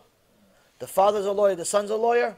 The father's an insurance salesman, the son's an insurance salesman, or the daughter's an insurance salesman, or a doctor or a lawyer? It's not a coincidence. Kids naturally want to be like their parents. Every house that has a parent doctor, child doctor. Parent lawyer, child lawyer. Parent accountant, child accountant. Every house. If not all the kids, then at least one of them. If the parent wants to be a tzaddik, kid's going to be one tzaddik. You have to invest. You have to invest in yourself. You invest in yourself, the kids are going to be okay. You don't invest in yourself, you're putting everything on the line. What else? No, they're half asleep in the shiur anyway. It doesn't make a difference. Yeah, 5 minutes into the shiur, they were half asleep. Go ahead. Keep asking. So is it possible there's different types of children? Some children need to have that social part of their life. Like they need to be around other kids. They need to have friends. And then there's some kids who don't like being near people and like being alone. Absolutely. And then there's some kids who need a balance. Like, okay, I have friends, but I can't be with them all the time because then I'll feel... Absolutely. There's certain kids, absolutely. There's certain people that need people. Yeah. There's certain people that need friends. They need it. They need recognition. They need socializing. They need people to be next to them. They need to share emotions, share experiences. They need friends. They have always 5, 6 friends. They always have these dinner parties. They always have these guests. They need it. They have, and I have 2 brothers like this, that they need people around them. They like it. And then you have me. I'm fine by myself. I'm just fine. As a matter of fact, most of the pain that's been in my life is because of people. My relationships with people don't end well for me. That's just the way it has been. It doesn't necessarily make me anti-people. Obviously, I'm doing this for a reason. But in general, I'm fine. If you put me in a cave by myself, I'm perfectly fine. In fact, it's preferred. And my wife, Baruch Hashem, is the same way. If we don't have to leave the house for 3 weeks, a month, 2 months, forever. Same thing we were in New York, same thing we were in Florida, same thing everywhere. We both have a very similar personality. If we don't have to leave the house, like we must have to leave the house, we're not leaving. Like we have a similar personality where we feel perfectly fine, as happy as can be. For us, a vacation is to be home. To be home with each other, little kids now, Baruch Hashem, got the books, that's it. Home? Perfect. Some people, they can't stand being home. They're tortured at home even for sleeping. They have to go out. They have to go around. They have to go shopping. They have to go to the mall. They have to go to their friend's house. They have to go in the street. They have to. So there's different people. Different people, different, just like you have your fingers all different, people are different. My father said this all the time. Your fingers are different, people are different. Same thing with the kid. So some of the kids are going to need a lot more interaction. They have a lot more energy. They need a lot more interaction. They want to play with other kids. And some kids are happy playing by themselves. You give them a little box of Legos. They go in the corner, 3 hours solid. It's like they just finished the shots. They finish the shots, they finish the Lego, they're good. Different people. So, of course, you have to know your kid. There's and you have to influence him towards the right direction in both aspects. On one hand, you don't want necessarily the kid that's antisocial, where as soon as somebody comes next to him, he starts flipping out because he's been alone in a cave for the first 6 years of his life. So the first person he ever saw, he thinks it's like he's trying to attack him.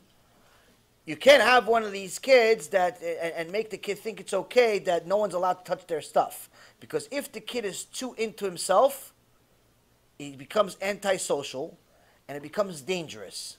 Dangerous for his personality, where anytime somebody else wants to interact with him, he starts attacking them. Because he doesn't understand why are they here? Why are they touching my stuff? No, they just want to play with you. Why do they want to play with me? Because you have enabled his personality in a negative way. So you can't have the kid be too into themselves, because then they can have character flaws as they grow up, makes it very difficult for them to get married, makes it very difficult for them to work, makes it very difficult for them to be around the world. So I, Baruch Hashem, prefer to be by myself by choice. I don't have to be. Baruch Hashem, you guys are all next to me, I'm fine, I'm not flipping out. You know, I like people. You guys say, talk to me for 5 hours after the shiur. I'm not telling you guys, listen, I already had an overdose of you or anything. I'm perfectly fine with people. It's a choice. It's not a flaw where I'm allergic. Some people are allergic. Some people are very, very antisocial, where they feel uncomfortable in the presence of other people. They start acting weird, saying weird things, being weird. They start doing things just to get attention, just to see what happens. There's one guy that once in a while comes to the shiur. He always asks about serial killers. He just met the guy. He goes, so what do you think about serial killers? You just met the guy and he's already asking about what do you think about serial killers? Immediately, a normal person thinks, you're a serial killer. You're trying to kill me now, aren't you? Yeah, you're a sick person. You're going to try to kill. I have to get out of here. I have to get out of here. SOS, SOS. Shiur Torah. SOS, gotta go. Rabbi Yaron, good for shiur, gotta go. Your shiur is dangerous, buddy. Your shiur is dangerous. Some people are dangerous to themselves. So you can't enable them. They're antisocial, and by making them like that, you're enabling them. Same thing on the opposite. The guy's extra social, and you always make sure there's 87 people in the house. That's not good either. Why? Because life is not like that. People are not always going to be there for you. They're going to let you down. They're going to be busy. They're going to move on. They're going to die. They're going to, move. Things are going to happen. You can't get the kid used to always having people around them. So you have to know your child. You have to know where they stand. You have to know a little this, a little that. Balance, Rabotai. That's why you're the adult, they're the child. You have to have balance. And again, it's easier said than done, but nonetheless, you have to do it. But all of it, as far as all of these things, is by paying, you're going to know them by paying attention to the kid. You see what moves him. You see what moves her. See what influences them. What influences her. You see it. You see the kid. You see that when they're around other kids, they bloom, or they become a little hermit. You see how they are. See, once there's kids in the house or the kids in the playroom, he goes in the corner. He's hiding. Okay, I get it. Well, he's shy. If he stays that way, then you realize, okay, this is a personality issue. I have to work on this. I have to get him used to being more social. If it's just in the beginning because he's shy, and then later on he starts playing with the friends, that's fine. It's a normal thing. It's a normal thing. But that's where you have to pay attention. You can't go and drop him off at somebody's house, play date, babysitter, and you have no idea whether your kid's good or bad, or he hit everyone, or he didn't hit everyone. You can't be one of those. You can't be a parent on autopilot. Parenting is not an autopilot sport. You have to pay attention to your kids. And a lot of the times that kids go off the derech, whether in the secular world where they go into drugs and violence and so on, or in the religious world where they go into drugs and violence and the like, it's sometimes, not all the time, sometimes it's simply because they didn't get enough love at home, they didn't get enough attention at home. And love doesn't mean moochie, moochie, moochie every 2 seconds. You hug, oh, I love you, I love you. That doesn't mean love. Love means you listen to them. You listen to what's on your mind. Why are you down? Why are you crying? Why are you moody? Why the long face? Why? Like, talk to them. Man, it takes time. It takes time. So it's patience is a must, and good wife is a must, and patience is a must. What else? Parents were divorced. Shem Echem. What happened in the case where parents are competing for the child's affection? Parents that are competing for a child's affection simply hate the child. Parents that are competing for a child's affection simply hate the child because they like themselves too much. Once you take yourself first, and you care more about how you feel and how the child makes you feel, that means you care less about the kid. That means you care too much about taking revenge against your former spouse because he or she wasn't the perfect spouse and was so bad you had to leave them after X amount of years. And now all you're doing is you've already made enough bad choices. Now all you're doing is torturing the kid for it. The kid's already tortured that he's coming from a broken home. To torture him even more because he doesn't love you as much as you think you should be loved, or he's not paying attention to you as much as you should be paid attention to, is completely unfair. Why are you torturing the kid? Now, of course, sometimes this is done subconsciously and not consciously. People do this without realizing. They think that their way is better than the husband way, is better than the wife's way. He's a kofir, I'm a bat Israel. He's a tzaddik. I'm a tzaddik in a Zionist. You know, everybody thinks their way is different. Again, if the people have done tshuva themselves, then they'll know exactly what to do. They'll know exactly what to do. They'll know that in reality, in this world, today, in this generation, to simply have a kid keep Shabbat is already plenty. Is already more than enough. It's already, if you have your kid keeping basic level mitzvot, keep Shabbat, keep kosher, keep tarat mishpacha, keep the basic minimum, he's already showing you more than enough love. More than enough love just by keeping those basic level mitzvot. But you want on top of that, you could destroy the kid. You could destroy the kid. So, yeah, parents need to understand that the kids, they have their own personalities. They have their own mind. If you give them a reason to love you, they'll love you, regardless of what the opposing parent is doing. If you give them a reason to hate you, they'll hate you, regardless of what the opposing parent is doing. You don't need to fight for it. There's no need to fight for it. It's just you have to make sure that simply the kid, fight for them first. Meaning fight for them to have a good neshama, to do good things. Once you do that, half the battle's already won. Even if your relationship is hurt through the divorce because the kid chose the other side for whatever reason or another, if you spent enough time to make sure that the kid stays with Torah and mitzvot, eventually they're going to come back anyway. Assuming that you're on the derech. Assuming that you're okay. But if you did tshuva only after, or they didn't learn Torah in your house, don't expect them to hate you. Don't expect them to like you. Expect them to hate you.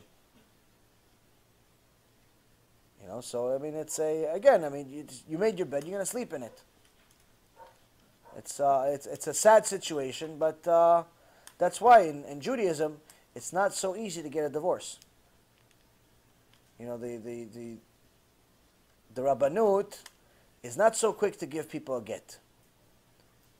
They try multiple times to influence the parents to work out their problems.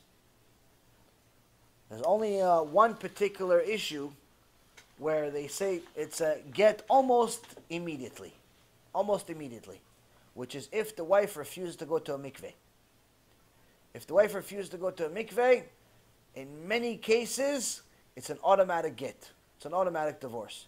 Why? Because without being intimate, there's no marriage. Even if it's they already have kids, doesn't make a difference. Without intimacy, there is no marriage. Even if they weren't active to begin with, and all the excuses you give under the sun, doesn't make a difference. Without a mikveh, there's no marriage. You're only roommates. Judaism doesn't look for roommates. Torah doesn't look for roommates. It looks for husband and wife. Other than that, everything else you can work out. If she violates Shabbat, if he violates Shabbat, if they don't learn Torah, she doesn't learn Torah, and so on, everything else you can work out to a certain amount of time. Not forever, not in perpetuity. For a certain amount of time, they give, try for another month, try for another 6 months, try for another year. A certain amount of time. But if a woman does not keep modesty by not covering her hair with a mitpachat, or does not cook kosher food for her husband, or does not go to the mikveh, these are the 3 reasons of why the Gemara says you can find a divorce with a get, without paying her the ketubah. But even the first 2, as far as kosher food and modesty, you give her time to do tshuva. With mikveh, usually, in most cases, not all cases, in most cases, there's no time. She doesn't want to go to mikveh, no marriage. But of course, the rabbi that knows a student will tell him, wait or not wait. Like there's a famous Mezakei Rabim that had to wait 5 years for his wife to do tshuva. But his rabbi knew that he could wait. He could wait, and she was worth it. And he ended up waiting, and she was worth it. But this is not common advice. Common advice is usually divorce right away. Because they know that most people can't wait. Most men can't wait. Next. Yeah.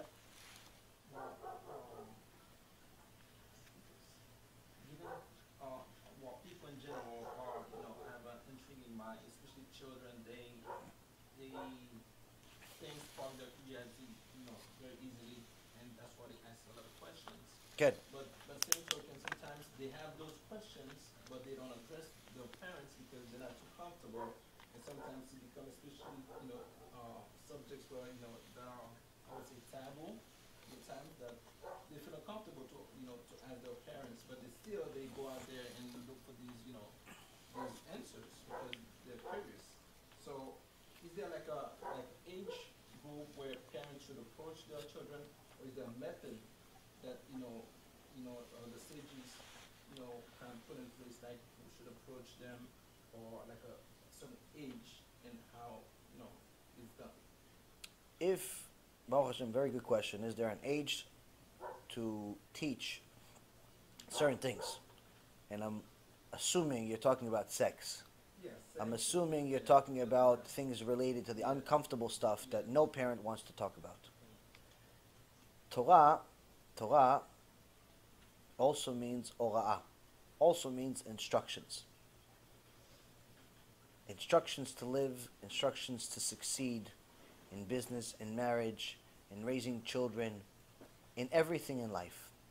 And if you remember, I said earlier that HaShem is so perfect that anything he created has his signature on it. The Torah has a signature emet. Bereshit bara Elokim, the beginning of the Torah, if you look at Sefer Bereshit,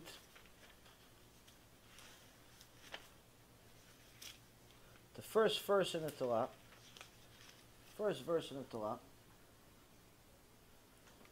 Bereshit bara Elohim et hashamayim ve'et haaretz. The first 3 words, Bereshit bara Elokim, I'm saying Kim because I'm repeating it. The last letter of each one of the words spells the word emet. Emet meaning truth. That's the signature of God. So one of the other signatures of God is that the Torah, as I mentioned to you before, does not change based on age group. The same Chumash is taught to the 6-year-olds, the 7-year-olds, the 8-year-olds, and the 80-year-olds. Everyone learns the same Parashat Shavua. Yet, the 6-year-old, the 7-year-old, and the 8-year-old are going to be able to learn and absorb one specific thing from that Torah, whereas the 80-year-old that's been learning it already for over 70 years is going to be able, the same pasuk, the same verse, the same Rashi, the same everything, his neshama is going to be able to understand something else. Now the beauty of the Torah is that Hashem is going to teach you the instructions for everything throughout the entire Tanakh. So parts of the Tanakh will deal with business, parts of the Tanakh will deal with the laws of intimacy, parts of the Tanakh is going to deal with the laws of stealing between God and man, between man, and so on and so forth. Meaning that through the stories, through the laws of the Torah, you are by default going to be able to teach your child these things. And every year, you're going to be able to teach them the same thing, but just a little bit more. Why just a little bit more? Because it's the same thing. He or she is going to be able to understand just a little bit more when you're talking about a Zav, or a Zava, or a Balkeri, or a Betula, or a Sota, all of these things. And ask you, who is this Sota? Oh, it's a wayward woman. Who is this wayward woman? What'd she do? Oh, she cheated on the husband. Or how'd she cheat? What, she cheated on Monopoly? How'd she cheat? If your house is full of Torah, he's going to understand how she cheated. She went with another man. She had 2 husbands. Oh, not allowed 2 husbands. He doesn't necessarily need to understand at 6 years old what she does with a husband. All he needs to understand is that 2 husbands, no good. And that's what he understands. That's good enough for him. At 7, something else. At 8, something else. So the same Torah is instructions for you at 30, the same thing for the one at 8, and 9, and 10, and so on. So if you do not censor the Torah that Hashem gave us, you're not going to have to ask those questions of when should I teach them. Why? Because the Torah is going to do it for you. The Torah is going to do it for you through the parasha, through the commentary, through the sages, through Hashem Yitbarach himself. In fact, you yourself will learn certain things. You yourself are going to learn certain things about all these things. And B'ezrat Hashem, you understand why when Hashem says that I put my signature emet, it wasn't just to look cool. So show you that with every parasha, through every parasha, I'm showing you that I did this. I did this. Why? Because that parasha is relevant to you now, 3,300 years after I wrote it. 5,700 years after I wrote it. 3,300 years after I gave it to Am Yisrael. 5,778 years after I wrote it already, or before. Point is, Rabotai, is that a person needs to know. A person needs to know that Hashem Yitbarach knows your troubles. And that's why he gave you the Torah. Because that's the instruction to fix them. That's the instruction to fix them. He wrote the Torah with black fire on white fire 974 generations before he created the world. With this in mind. With this in mind. The fact that you are going to have to teach your kids subjects you're not comfortable teaching them. Especially when it comes to arayot. Which is a problem that the Rambam says is in every human, in every family, in every neighborhood, in every keilah, in every community, in everywhere. Arayot is everywhere. Every community has an immodest woman. Every community has a prostitute. Every community has a noef. Every community has someone cheating. Every community has this, he says. Every community. It's not like, oh, no, you're only going to find it in Miami. No. You're also going to find it in Bnei Brak. You're also going to find it in Yerushalayim. You're also going to find it everywhere. That's why he gave us the Torah. That's why he gave us the Torah, so we could fix it. So we're not part of it. But the problem exists. The problem exists. We're not hiding from it. The questions are there. We have answers. Next. B'Seder B'ezrat Hashem will have another shiur on Tuesday night at the Breslov Center B'ezrat Hashem. And B'ezrat Hashem, we'll continue our Pirkei Avot series at that time. Baruch Adonai Le'olam. Amen ve'amen.